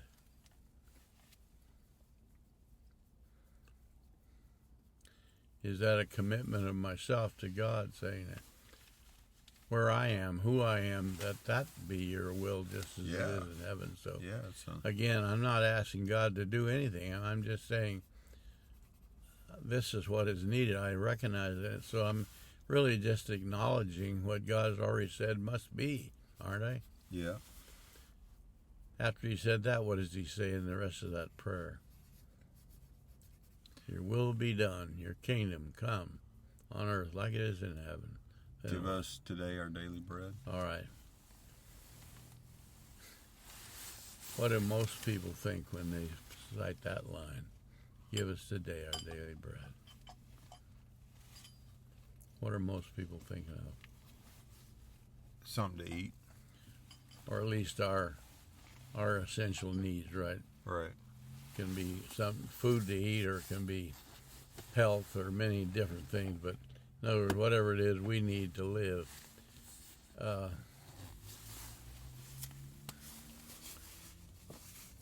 There's two ways we could look at that. You know, and I'm not a great English student by any means, but there's something implied as a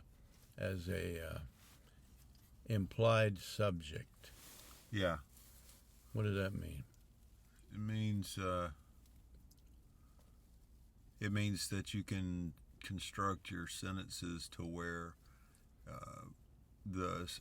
you don't say a word to represent the subject, because it's just understood by the context of the sentence. The word is, give us today our daily bread. Yeah. What is the subject of that sentence? You.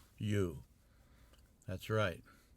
It's like saying, you give us what we need. Yeah. Our daily bread. Because we hadn't come away it's from not asking us to centering the prayer on God. Now, if I say, you give me a cup of coffee, I'm not saying you give me one. I'm asking you to do it, aren't I? Yeah. Give me something. Yeah, you give me something. Yeah. But that's really more of an order than it is, or a question. It's a request, isn't it? Give me that. But when it says, you give me that, that's not a question. That's not asking for something. That's a statement of something that exists. Why do I have daily bread? Because you give it to me. Yeah. Because you give me bread. You know, the Lord says, if I give you bread, you'll never go hungry. If I give you living water, you'll never thirst. And so the woman says, well, then give me this water. Yeah. What is she saying? She's saying, I want what you got. I want what you said you give me. I want that. I need that. And so really, that part of the prayer, give us this day, is not a demand of God. It's a statement that says, I really do need what it is you offer. And the daily bread is not food. It's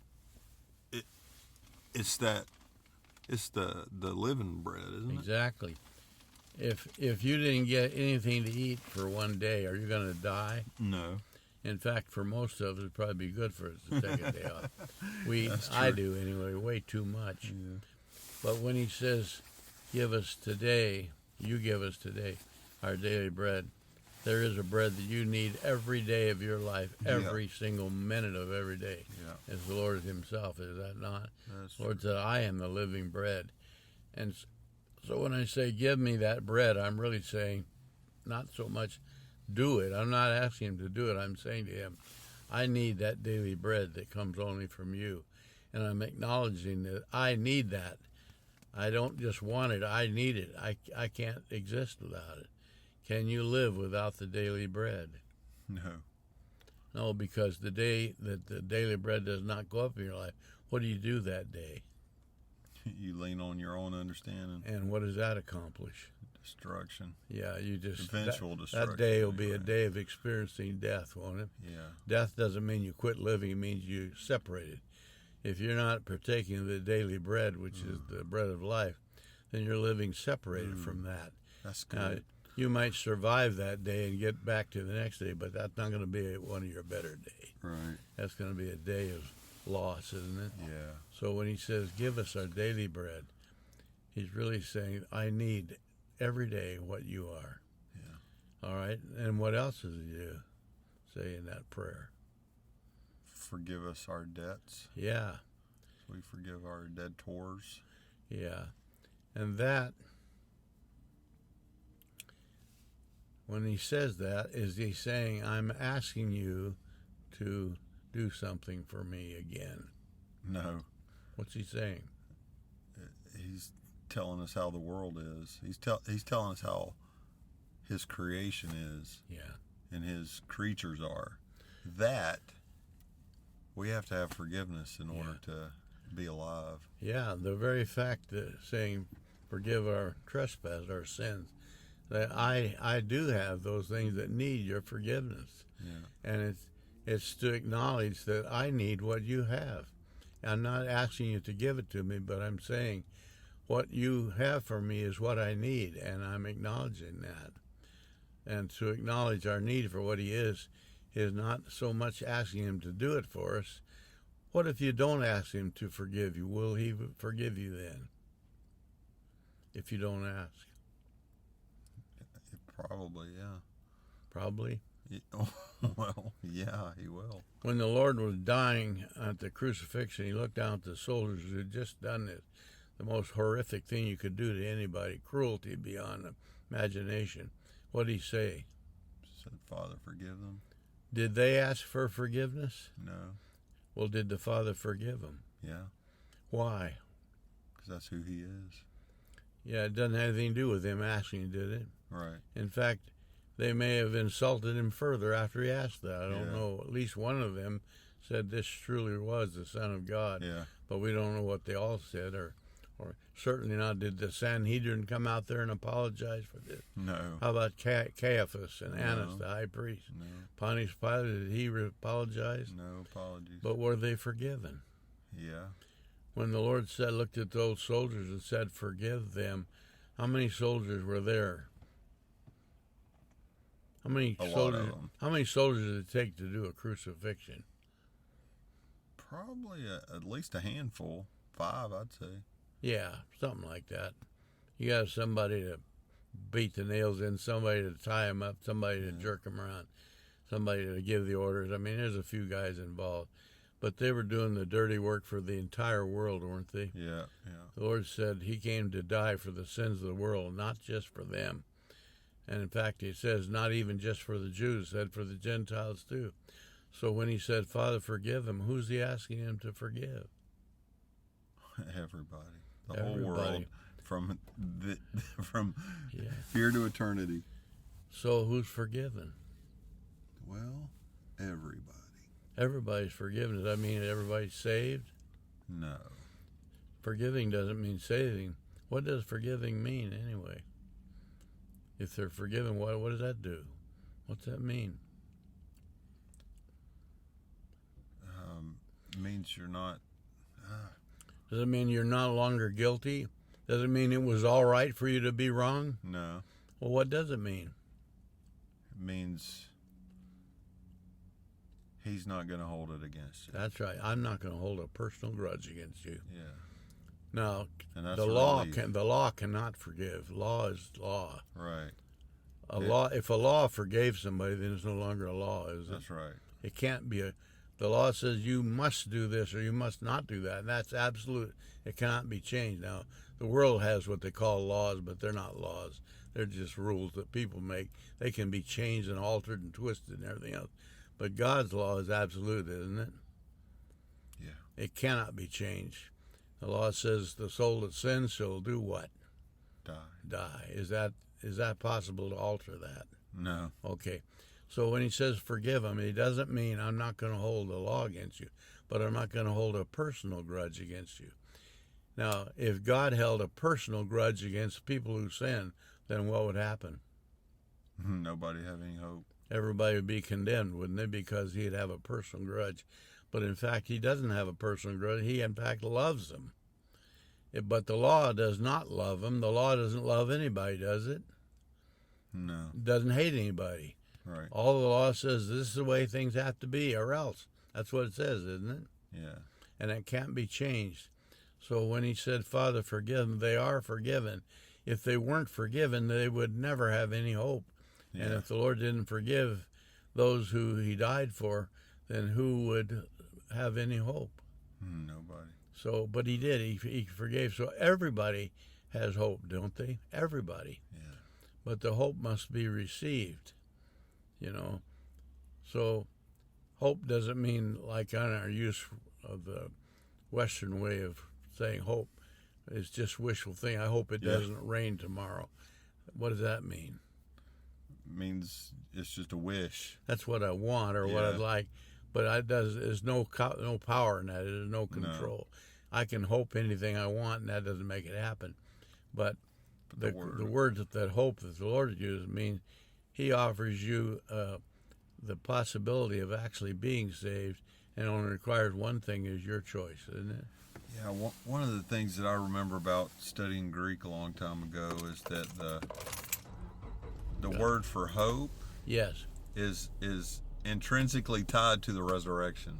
Okay. So, you know, it's infused into the meaning of the word. Yeah. And you can't have the resurrection without having hope.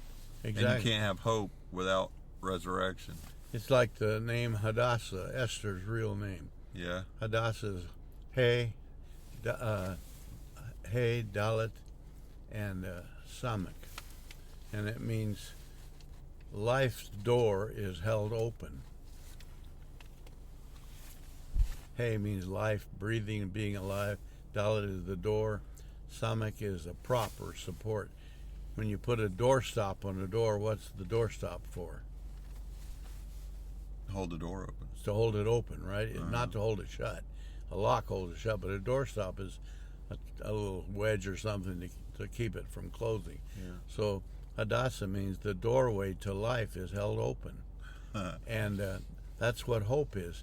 The Lord is, if you were going over the store and somebody goes ahead of you and opens the door and holds it, what are they saying to you? Come on in. Are you required to go in because they hold the door open? No. You can say, well, no thanks, I didn't want to go in. You can turn around and go back. Yeah.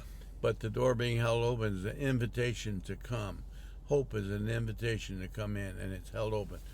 It'll toughen you up, right? Yeah. Make you strong. It's kind of like a guy training to be a soldier. He goes into basic training, and they make him march for miles, and they crawl under barbed wire and machine gun fire, carry heavy loads, and do all kinds of stuff, and they hate it. Oh, I hate this miserable thing they're doing to me. It's so mean, and they're making me do all this terrible stuff. What's the purpose of it? Are they just trying to hurt you? What's the reason? Trying to make you tough. They're toughening you up, and they're teaching you how to deal with trying to prepare real you problems. For a harder So when the real problems trial. come, you'll be able to handle it. Yeah. And so if you got into combat and you're using some of the things you learned in basic training, you're going to be able to say, I'm glad they did that. I'm glad they taught me what I need to know. If they hadn't of, I'd be dead out here, you know. So there was a sign up on the front of the gate of the basic training camp when I went in. It said, there's two kinds of soldiers, the quick and the dead. Oh, man. And so learn to be quick, you know. And so when the apostles, or the psalmist said, it was good for me to be afflicted, he was saying, in that affliction, even though it was not fun, it was suffering, and it wasn't any fun for me. I know now that it was good for me because you made me more of what you want me to be. So even affliction, even though it seems terrible at the time, can be good. You know that we talked about the number 9. How when you multiply any number by 9, you get 9 again, right? Yeah, yeah. No matter what the number is. That's right. And that's a picture of the number 9. When God does things, sometimes it does not look like good. You could say, how could 9 times 3 be 9? 9 times 3 is 27. That's not 9. But you add the 2 and the 7. What do you get? And you got 9. 9 times 6 is 54. Well, that's not 9. But what's 5 and 4? It's 9. So when God does something in our life, even though it may not seem like good right now, it will always come back to being from God. Yeah. And Satan does the same thing. When Satan does something, it may appear to be good. Remember when Satan came to Eve, he made a suggestion about the tree. What did she do after he suggested what God said, or asked a question about it? What did she do? She shared it with Adam. No, before that. She listened to him. After that, right after that, what did she do after he said something? It says exactly what she did.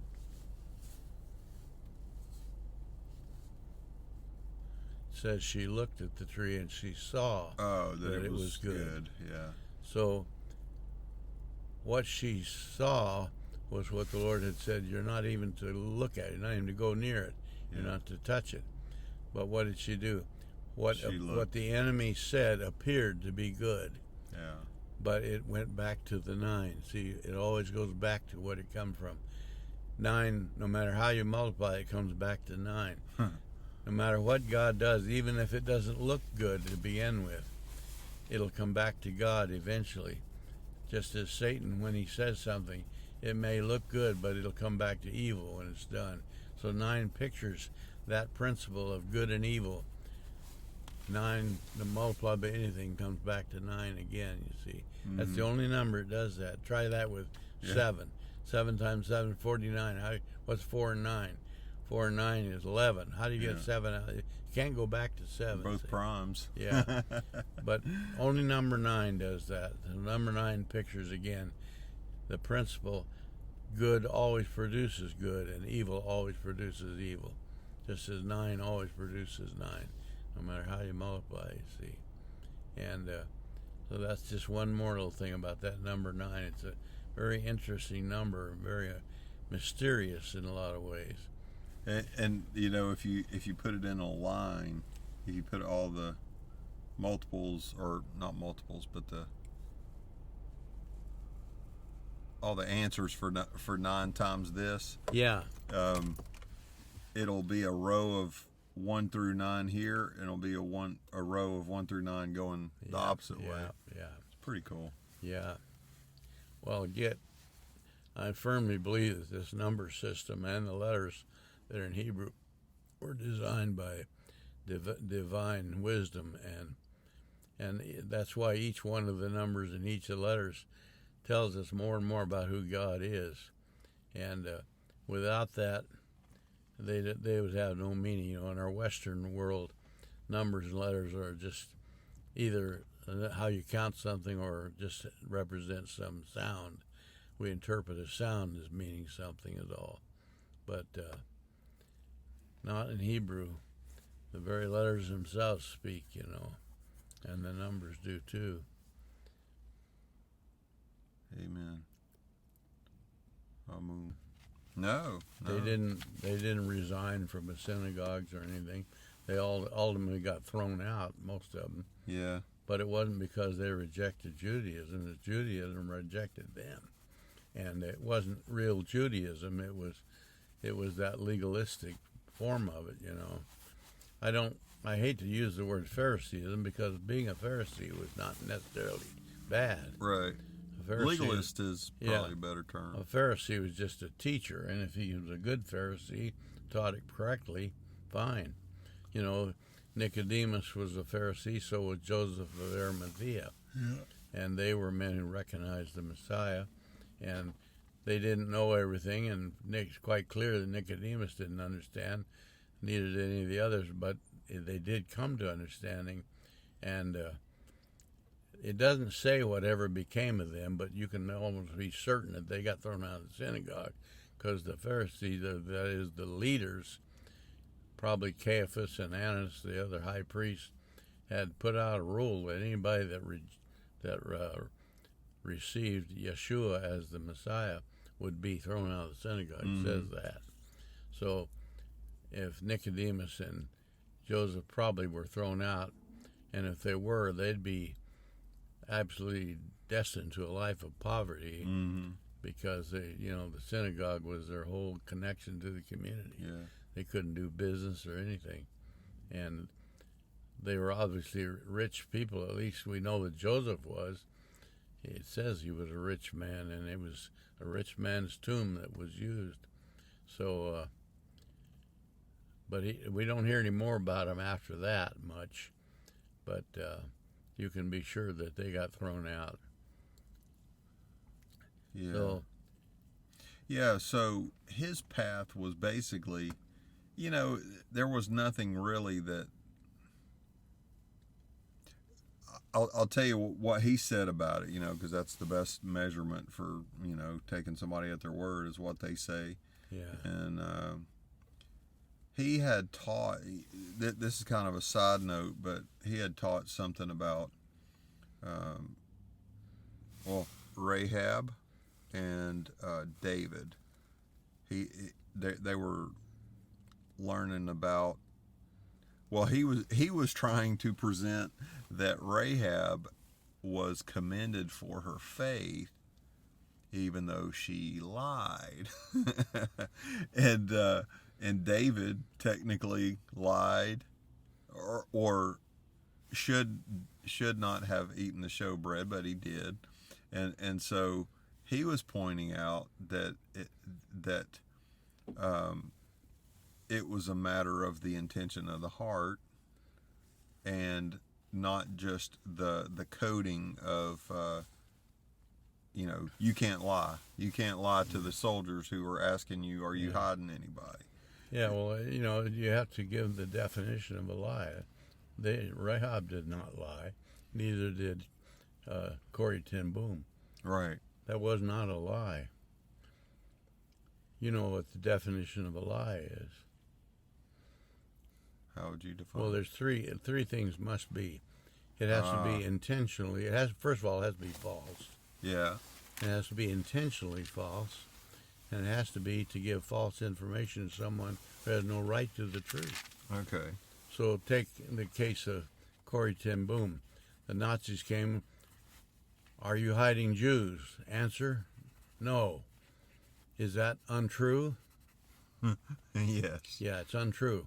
Is it intentionally untrue? Yes. But do the Nazis have a right to know the truth? No. No. So she's withholding truth from those who have no right to it. When if someone asks you for directions, how do you get to a certain place? And you say, we go down this road for 2 miles, and then you turn left at this intersection. And then after they go away, you say, did I tell him to turn left? I should have told him to turn right. So now you've told him something that's not true, but it wasn't intentionally untrue. It was just an error. Right. So that's not a lie either. To be a lie means you have to tell them, first of all, it has to be untrue. It has to be intentionally untrue, and it means they have a right to the truth. So if someone comes to you and wants to know the truth, and you deliberately withhold it from them or you tell them something that's not true, that's a lie. But when Rahab, for example, told the king's soldiers at Jericho that the spies were hidden or that they had escaped over the wall, but they were really hidden on her upper deck there underneath the branches. You remember that? Yeah. She told the king's soldiers they had gotten away. They should go chase them down. Well, there again, it was not true what she said. Was it intentionally not true? Yeah, it was intentionally not true. But did they have a right to know what the truth was? No. Because if they'd have known what it was, they'd have just murdered them, Yeah. And it would have defeated their purpose. So many times people have said that we're supposed to always tell the exact truth. Corrie ten Boom's sister was one who believed that way. You got to always tell the truth. So when the Nazis came to ask her about hidden Jews, she'd have to confess, and then what would happen? They'd murder the Jews. Yeah. And that's not the way it's done. I've said this: a soldier wears camouflage. What's the purpose of camouflage? Deceive. It's to make the enemy think that there's no soldier. It's just a bush or something. Or they put camouflage on an army tank so it doesn't look like a tank. So it sends a message to the enemy: this isn't a tank. It's just a big reddish colored rock. Is that not true? Wait a minute. They're telling the enemy this is not really a tank. It's just a rock. That's why it looks like a rock. Yeah. Is it not true? It's not true. Is it intentionally not true? Yes. But do they have a right to know the truth? Well, no. Now, if every soldier required to absolutely tell the truth no matter what, then if he wears camouflage, he is a deceiver. Deceiver, and that's a lie. Yeah. So it's a crime to wear camouflage if you're a soldier. You have to tell everybody who you are. Yeah. That would make no sense at all, would it? No. When the British went into battle in the early days, they wore a red uniform. Yeah. And they had white pants and a red uniform. In fact, they were called redcoats. So what good did that do for them to wear red coats? It just identified them as targets. Painted them a good target, yeah. But the Continental guys, they hid in the trees wearing their plain old work clothes, so they didn't show up like the redcoats did. So are they deceiving the British by not declaring themselves to be soldiers? That's what the British would say. Well, they are deceiving. Yeah. Does that make them into liars? Every soldier is a liar if he doesn't broadcast that I'm a soldier. Well, that's what the British would have said, yeah. But is that true? I mean, so if we understand what a lie means to either tell someone who has a right to the truth something isn't true, or deny truth to someone who has a right to it. That's a lie. Mm-hmm. But intentionally deceiving an enemy when they have no right to the truth is not a lie. And we see that over and over in many places, you see, where the book said that someone deceived someone. For example, there was a woman named Jael in the book of Judges, Jael, or however it's pronounced. Yeah. Do you remember her story? She's the one with the tent peg through Yes, exactly. She was had her house when this evil king came along, escaping from Israel's army, and she invited him to come in, and she said she would protect him. He told her, "Don't tell anybody I'm here," and she made it quite clear that she would protect him. Now, he's been traveling, he's tired and he's worn out, so he lays down and goes to sleep. What does she do? She nails his head to the floor. She murdered him. Yeah. Now, she told him she'd protect him. Was she lying? Yes, she was lying. No, she wasn't. Don't you know what a lie means? Yeah, okay. She's withholding truth from someone who has no right to the truth. Yeah. Does she know she's going to kill him? Yes. As soon as she can. She doesn't tell him that. She's withholding that. Why didn't she confess to him, "I'm about to kill you. You better be on the guard"? Because that would not be very smart. And she's not. Is she a liar then? Is she guilty of the command? It doesn't say you shall not lie. It says you shall not bear false witness against your neighbor. That's someone who's on your side. Somebody who's with you. You keep them informed of the truth, not to your enemy. It doesn't say you don't bear false witness against your enemy. It says against your neighbor or your brother or your neighbor. Somebody who's on your side. It has to do with how do you treat those that are with you, not how you treat an enemy. So when Goliath told Saul, "Send out a soldier to fight me and we'll settle this for now," and Saul sends out David. He didn't really want to do that, but he ultimately did. He sent David out, did he not? Yeah.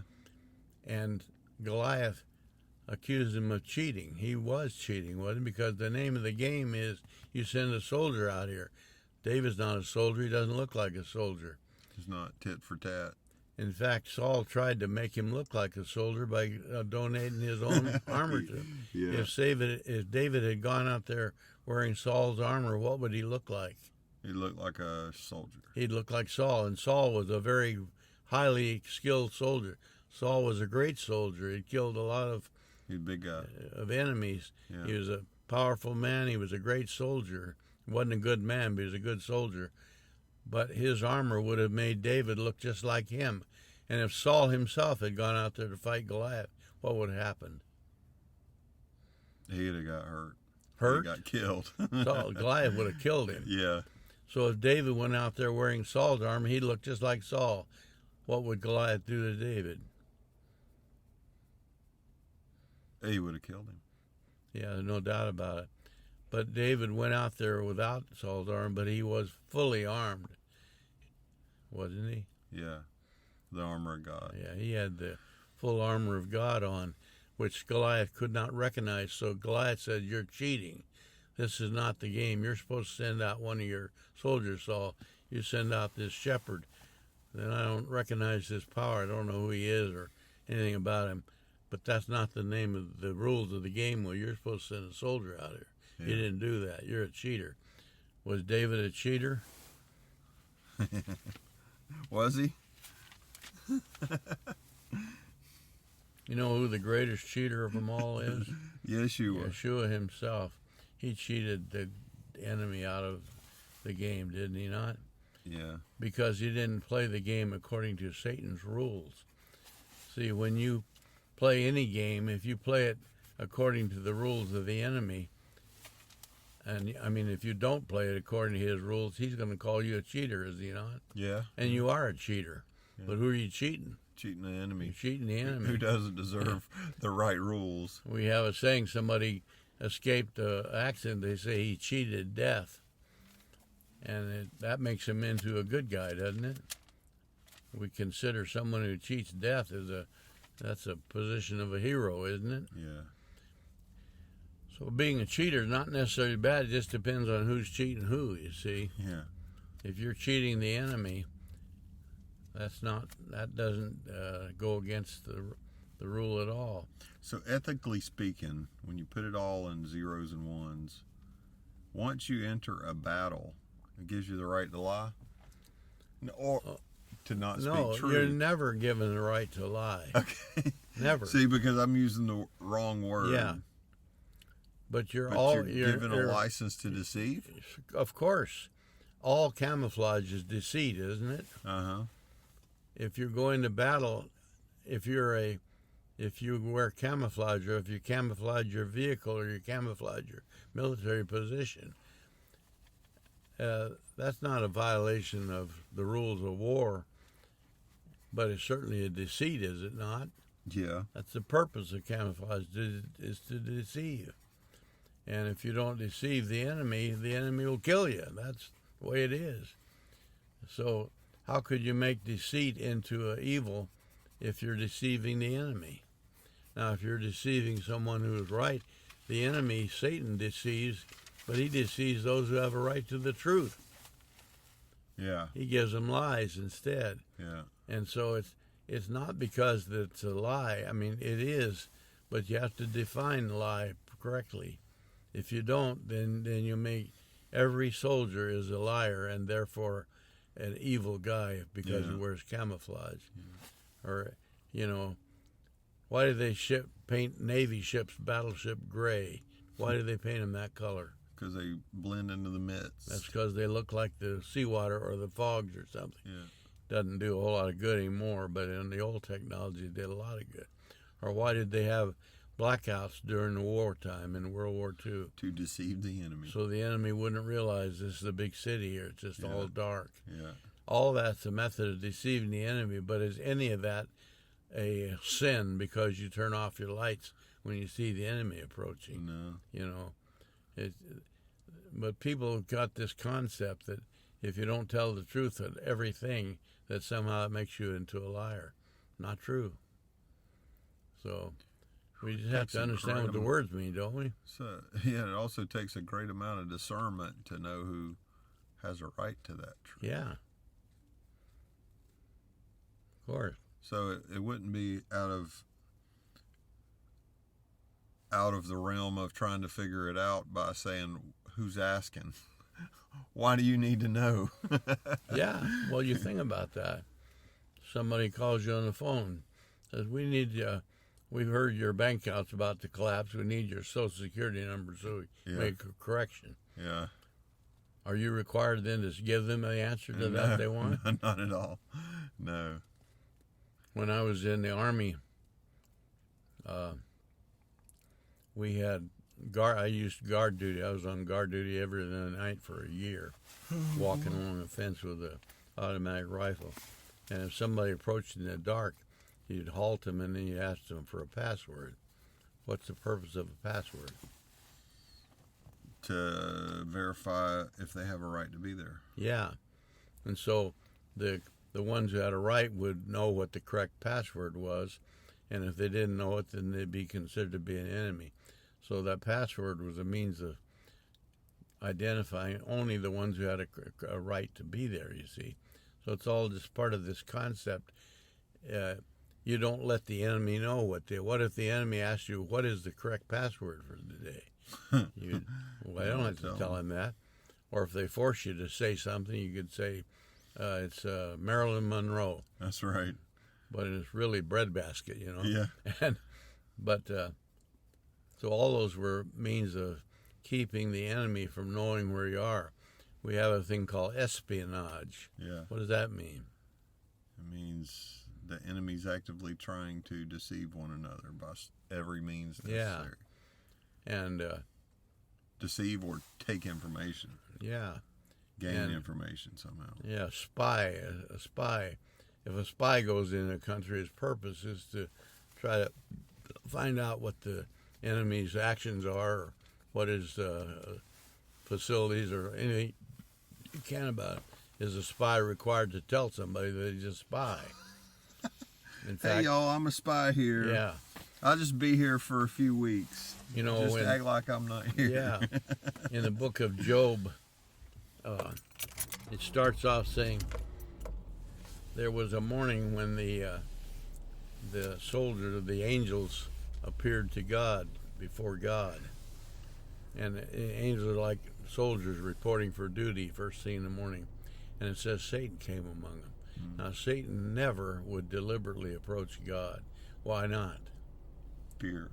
It says Satan fears God, and he trembles in his presence. He'd be afraid to come to God. But he deliberately did come among these angels who appeared. Well, why would he come then? If he's afraid of God, why would he come among them? He was summoned. No, he wasn't summoned. He was commanded. No, not in Job. Wait a minute. Job says the angels appeared. Now, why would the angels appear? They are commanded. Yeah. They serve the commander, who is the king, who is God. God is the ultimate commander, and he commanded his soldiers to appear. Now it says Satan also appeared among them. Yeah. Now, why would Satan want to show up where the angels are appearing for duty? He fears God. He doesn't want to be around God. Why would he show up then? I thought it was because I thought we had to imply that God told him to be there. That's in the testing in the wilderness of the Lord, but not Job. No, the Satan showed there of his own reasons. Why would he come among God's soldiers? Espionage. He wants to spy. Now, if you could see this group, here's the commander, God, standing up in front of the soldiers, and here's these ranks of angels standing there reporting for duty. Can you tell which one is Satan? No. He's among them. How do you know which one's him? Name tags. He's got a big broad hat that says Satan. Got two red horns sticking out of the top, right? The red horns and the bifurcated tail. What do you think he would look like if he appeared among the angels? Just like the angels. You couldn't tell him from any of that. He'd look exactly like him, because he's there as a spy. The reason he's there, he wants to know what the plans for the day are. He wants to hear the battle plans, the orders. He wants to see for what purpose. Why is he there? Why does he come? To lie, kill, and destroy. His ultimate goal is to defeat God, is he not? Yeah. Best way to defeat any enemy is just set your spies in there, find out what's going on, right? Yeah. So he shows up in the company of God's soldiers. Now, he is dressed as a spy, and you can be sure if you were there, he wouldn't look any different from it. You couldn't tell which one was Satan and which one was one of God's soldiers, could you? Right. But do you think that's deceit, that camouflage, fooled God? No, it won't. God picks him out immediately, instantly. He says, "What are you doing here?" Now, of course, the true answer would be what? Spying. I'm here spying on you because I want to defeat you. Is that what Satan says? No. He said, I'm just running, walking Just looking around, just going here and there, just a little, just looking around. No harm. I don't mean. Is that true? No. Now that's a lie. Yeah. Because he told him, I'm only just looking around. That's not true at all. It's an absolute lie. Yeah. Because he's intentionally trying to deceive one who has a right to the truth. But God just ignores it. He doesn't accept that. He knows it's a lie. He says, well, have you taken a look at my man Job? And why was Satan really there? I mean, what was his target to start with? God. No. Target is Job. Job, okay. He knows he's going to go for Job because Job is a picture of Yeshua. Yeah. So he's going to attack right there. So God says to him, well, I know you came for Job. Have you taken a look at how he's doing? He serves me. He's exactly what I wanted. He is Yeshua, the perfect servant to the Father. So Satan then says, trying to defend his well. No wonder he serves you the way you treat him. You do him so good and everything. Yeah. If you took away his blessings, he'd turn on you in a second. Yeah. Now, is God going to play a game with Satan? No. They don't play games with Satan. So he is going to start something that looks like a game almost. Like a contest, doesn't it? Yeah. Yeah. I can But see remember, Satan's purpose in really being here is to destroy Job. And if he can destroy Job, then what else could he do? Destroy everything God created. And keep on going. How far is he going to go? Until it's all dead. Till what's dead? Everything. God. Till he destroys God. So he starts with Job. And of course, he knows that's what he's doing. God knows that's what he's doing. So he said, okay, there's my man Job. I know that's why you're here. Yeah. He doesn't say that, but he could say, I know why you're here. And then, of course, the enemy says, well, no wonder you treat him so good. So then he says, all right, we'll just have a test here. And the test is not to prove that he is anything. I know who he is. I know who Job is. I know who you are. But my man Posey and Brett here, they don't know. So I'm going to show them who he is. So Satan said, okay. So God said, you can hurt him, but you can't touch him himself. You can only hurt his property. So we see what happens. Right away, they came and killed his servants and stole his property and wrecked his stuff. And then that happened. So then it says a few days later, all again, here's the angels back again. Here's Satan back again. Why has Satan come back again?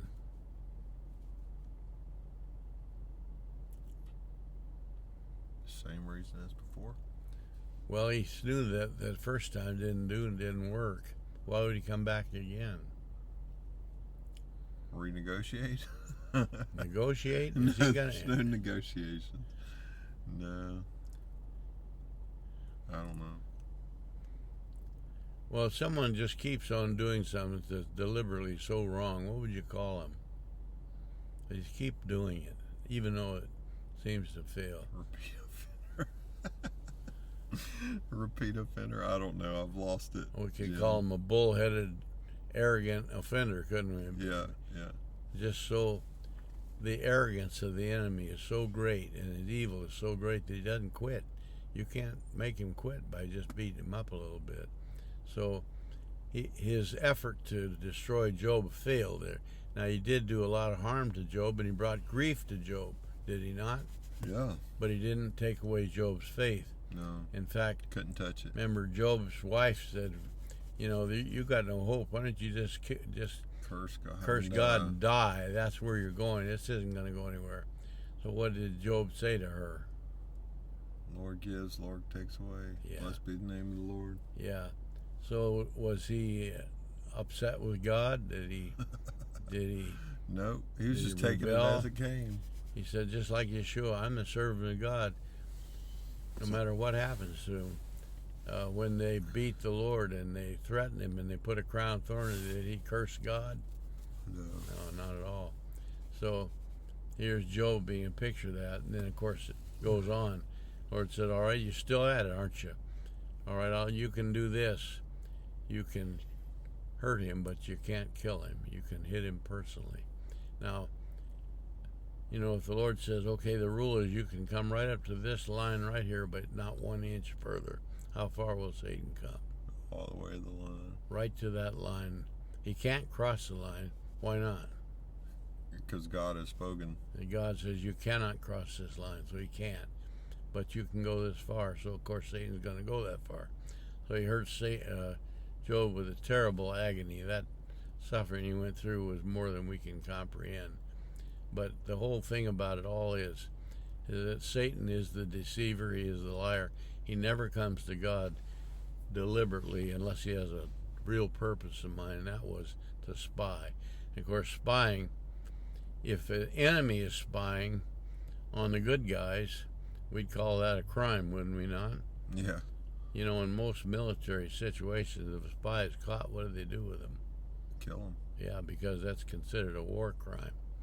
But every army has spies, even the good guys, don't they? Yeah. You have to. So even though the rules that people wrote those rules, who wrote those rules? We call the rules of war anyway. Who wrote them? Oh, the Swiss. They've developed over time. You ever heard of something called the Geneva Convention? Yeah, yeah. What is that? That's where the civilized societies got together and decided rules of war. Yeah. War is a legitimate tactic that the world recognizes, doesn't it? Yeah, it is. It's never good, but it's considered legal and right. But there are right ways to do it. Yeah. And we're expected as reasonable people in the world that will obey the rules. Yeah. We'll have a war, we'll kill each other all we can, but we'll do it with integrity. Yeah. If that makes any sense. We're not going to maim you. We're just going to kill you with clean bullets. Like gentlemen. Yeah, like gentlemen, yeah. Like the redcoats. And so there are many rules that were written up, and of course nations try to enforce those rules against the others, but never against themselves. They do it themselves. That's right. Whatever they feel like they want to, you know. Get away with. Yeah. But it's just more of the silliness of humanity. But how can you have legitimate rules for how to have a war with the idea of a war is kill as many of the other guys as you can, you know, or destroy as much of their property? But you do it with gentleman rules, you know. Oh boy. But all this to find out what the Tanakh says. Who God is. Well, what do you think? Should we call it a day? Yeah, I guess so. It's been fun. I enjoyed it. Yeah, me too. I've enjoyed it as well. Well, pick up your recorder, it'll tumble off. Boy, we've had when we went to Wendy's, we used to go till 10. Yeah, well, that's when you weren't going to work. Yeah, that's true. That's true. Well, it probably had a little something to do with it, I suppose. Yeah.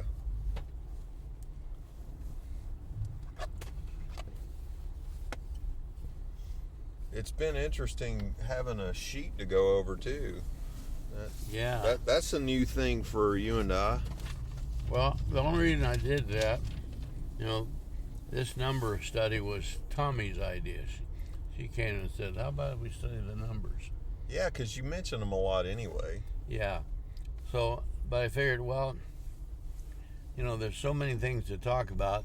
If we just talk about it, they'll forget most of it. And they asked if I could put them down some kind of notes that they could look at. So I said, okay, we'll do that. We'll put these things down. That doesn't tell you, it's just to mention it. We go on much after than that, but it gives them something they can take home and look at. Yeah. And so decided to go that route. What sources have you been using for your notes? A great lot of it is Grace in Torah. Oh, okay. Not all of it, but quite a bit of it. They got some good definitions of both the letters and the numbers and the order they're in. And I look up some other things too, but and then a lot of just scriptural stuff that backs it up. Well, when I was at home, I was studying Hebrew just about every day, and I found a I guess what they call messianic believers. Yeah. The rabbi, put out a few videos, really sharp videos. Yeah. And their website has all kinds of resources. Yeah. I mean, they have the prayer books. They basically have every resource you could think of, textual, on a PDF that you can just take. Well, listen to quite a bit of what Jonathan Kahn says. I hadn't heard him in a while. He doesn't have stuff every day, but sometimes I have. But I think he's really got a good handle on a lot of things. Also, there's what is it? On my email, I get a thing from Messianic Jews, and I can't think what they call that thing. Something Israel. I remember. Yeah, but you got to be real careful listening to the rabbis, because a lot of them are just following the midrash, and it's just some of it's just pure baloney. They make up a lot of stuff. So you have to be careful. But as far as definitions of words, another one that I get information is Hebrew for Christians is called. And this is rabbinic teachings that are based on understanding the Messiah, and they're good with words and definitions and things. Sometimes just look up a name like Yom Kippur, see what they say about that, or about any of the other feasts, or something. Every feast and every, they had Sabbath 52 a year of Shabbat. Then they also have the 7 major feasts and other lesser ones that are in between. But all of those are pictures of things. And so sometimes just look up, if I wanted to talk about Passover, look up Passover. You'll get all kinds of different things about that. And of course you realize it's just like in our world, why do believing people celebrate Easter? Or Christmas, or even Thanksgiving Day, or Halloween, or any of the other Valentine's Day? All those were originally intended to teach something about God, but very few of them have anything to do with that anymore. And what happened, so. But I don't spend much time looking at that stuff too much, because it's corrupted so badly that it doesn't have much meaning anymore. But it's. I mean, with everything, you got to have discernment. Yeah. And the Lord's got to be our teacher in all of it. Yeah. And there's so many resources out there. It's just like feeding from a water hose, a fire hose, I should say. Well, just like, the letters that have the little crowns on top, those are called tagin. And the word really means crownlets, or little crowns. What they are is little Zions. There's 3 of them on top of each of those letters. And they have some letters that only have 1 tagin on them. But those 8 that I mentioned have 3 on each one. And so they're called crownlets. So I just looked up crowns. And there's many, many scriptures that talk about crowns. It says, of the Lord you put a crown of pure gold on his head, So I got thinking, well, why would Watch out, you got flares over there. Well, that's because of the graders. Yeah. By. Yeah. That's just to warn you, the graders are working there. I don't even think We got the road all plowed up with snow. it'd be close over there. Yeah. But so I'll just go by words and just punch it in the computer to follow up on a word. And I use Abarim many times for definition of words. Yeah. Most of the time, he's pretty good. You ever read his articles? I have read some of them, yes. And of course, with every word he has, an article goes with it too. Yeah. But I tried to find out more about the institute itself. I can't find anything about it. You know, You said it was just one guy. I don't know where'd you find that. I found it deep in the site somewhere. I never could find anything about What it. I got from him is it's a guy who developed the website, and I think he's a seaman, not in the Navy, but like kind of like your grandson does. Like shipping lanes and stuff. That's what I got from him. I don't know where I got it. I should have recorded it when I found it. Like Merchant Marines. Something like that. Huh. Well, I don't know where you got it. I tried to look him up, and I can't ever find nothing about it. He's done a good job of being anonymous, hasn't he? Yeah, but he's really got good detailed explanation of the words. So I think he's really true up on most all of it. Yeah. Once in a while, I'll say something. I don't think I agree with that, but not very often. Yeah. Most of the time, I very much agree with him. And I like the way he presents it, not only the clear definition, but also that what he calls the etymology of where the words come from, and compares them with other words similar, the same root and everything. And he actively uses, about at least three sources for his words. So he gives Jones cross. Dictionary and different ones. I don't know who those guys are, but apparently they're ones who looked it up pretty careful. Yeah. But I've caught a few teachings from a rabbi up in New York somewhere too, and he did a good job of that's where I learned about man and woman, and if you take away their relationship with each other, you get fire. yeah Well, that one, Hebrew for Christians group, they put together some rabbis that seem to really know what they're talking about, and they're messianic, so they recognize that Yeshua is Messiah, and they can teach in pretty good shape, and they've come up with some really good stuff. You don't have to pull into that side street. Just pull Maybe right I'll just behind nose out around that way. That way you don't. That way I can turn right around. Thick stuff. Yeah. I don't much you like can that. Just pull right there. Yeah, just go right on around. I don't like that backing up too much. Yeah, just go through those neighbors. Fall into that ditch. That would be bad news. Don't be doing that. Well, okay. Thank you, Jim. Take a copy of that. Make notes with it if you like. And I got it in my bag. you got all your coffee and everything. Your phone. Yeah, I dropped my phone just a second ago. So Don't leave that. I got it. I left that phone at work today for a second, and I said, man, I can't go without that. Yeah. I've been putting a lot of stuff on it and listening to it in the car on my way home. Well, every time I walk out, I got 4 things I have to have with me: my keys, my wallet, my glasses, and my phone. I always check 4 things. If I don't have all 4 of them, better do something, or I'll be wishing I had a. Boy, last week, you know how that snow fell on the windshield? Yeah. I pulled down here and went down the street, and I hit the brakes, and another big load came. I had to stop right in the middle of the street and scrape it all off because it just buried my really? windshield. Yeah, it all came off at once. Oh, man. It was just one big pile. Yeah, and there was vehicles behind me. I just had to stop and just wave them around me because I couldn't even see to move ahead. Just had to get out and get it scraped off. Well, sir. All right. Been good. Thank you. Yeah, you bet. Can we pray? Let's pray. Sure. Lead us out.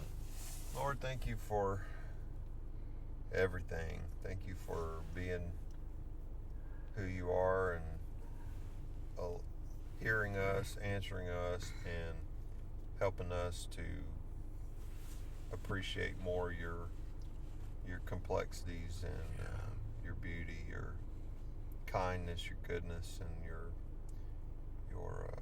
the way that you reach out to us and are so merciful and loving. And thank you for protecting us, and thank you for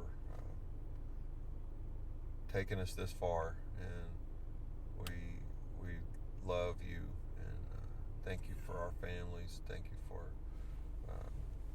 all the opportunities you've ever given us, and we pray that we can live in your will. Yeah. Amen to that. Kind of like Leviticus says, it's by the Lord's mercies that we're not consumed. His compassions do not fail. They're renewed every morning like the dew, it says. But it says it's good to give thanks to God at night for his faithfulness, and in the morning for his love. I think that's in Psalm, I think it's in maybe in 31. But the other day I read that Psalm, I think it's 95 or 90, maybe it's 91. 91 is the one you mentioned earlier. Yeah, it's where it says you won't be afraid of the arrow that flies by day or the pestilence that comes at noonday or something like that. And I said the reason we have this little group here is because people are afraid of the pestilence, And it's called Corona, which means the crown. We're going to be talking about crowns today. Why are we bowing to a crown of evil when we should only be bowing to the crown of the Spirit of God? But so was it just your family members that were there? No, Yvette was there, and Mary Ellen, not Gene. So he's got some kind of a blood clot or something, get in trouble, so he didn't show, but she was there. And Yvette was there, and Tommy came, and so we had a good study. But there was only 8 of us. Molly did not come. She thought we weren't having it because Mark had sent out a text that he thought he wasn't going to be there. I told him, you have to be there. I expect you there. Well, he was worried about this being offensive or, maybe carrying the corona or something. I said, look, we got to get off of this. I'm not saying that, they demand that we have our mask and all that stuff over there. The reason this multi-million-dollar building is not being used, every day it sits there empty because people are so fearful of this corona. And that psalm says you are not to fear those things. It says the Lord will be with you. If you're fearing him, you're letting them run your life for you. And I said, I'm not going to run our life by the coronavirus. I'm not saying that we're going to be disrespectful to people. I wear the mask not because we're required to legally, but out of respect for people and as an offering to God. It says do all that you do and as an offering to God, even wearing their phony mask. It doesn't do any good. It may even do harm. But if we do it as an offering to God, then it's not harmful. Don't worry about it. It's a blessing. And it shows other people that we're not insulting you. We care about you, and we don't want to do anything to hurt you. Yeah. But I'm not going to let it run our life around, and we're not going to stop meeting just because there's a virus going around the world. And it says in that psalm, 1,000 may fall at your side, 10,000 at your right hand, but it will not come near you. Mm-hmm. And so if you exalt the Lord and honor him, the protection of the Lord is there. When he says, I'll put a wall of fire around you, what does that mean? That's something that the enemy can easily breach? I don't think so. So when we think we have to fall prey to these things, and we can't even meet together because somebody might get a virus, well, then how much confidence are we putting in? It says, if you make the Lord your refuge, no harm will come to you, it says. And but if you make the rules of the world your refuge, well, then harm is likely to come to you. Yeah. So, well, anyhow, so I didn't think Mark was going to be there, but I told him, I said, you have to be there. I need you to be there. Come. He said, well, if you see me, look for me if you see me. Well, he did come. But well, shalom, shalom. All right, well. It has been fun. So Yeah. carry on. Make sure you have all your goodies. Yep. Thanks for the coffee and the good little. Yeah. What do you call those little cakes? They are called heavenly hunks. Really.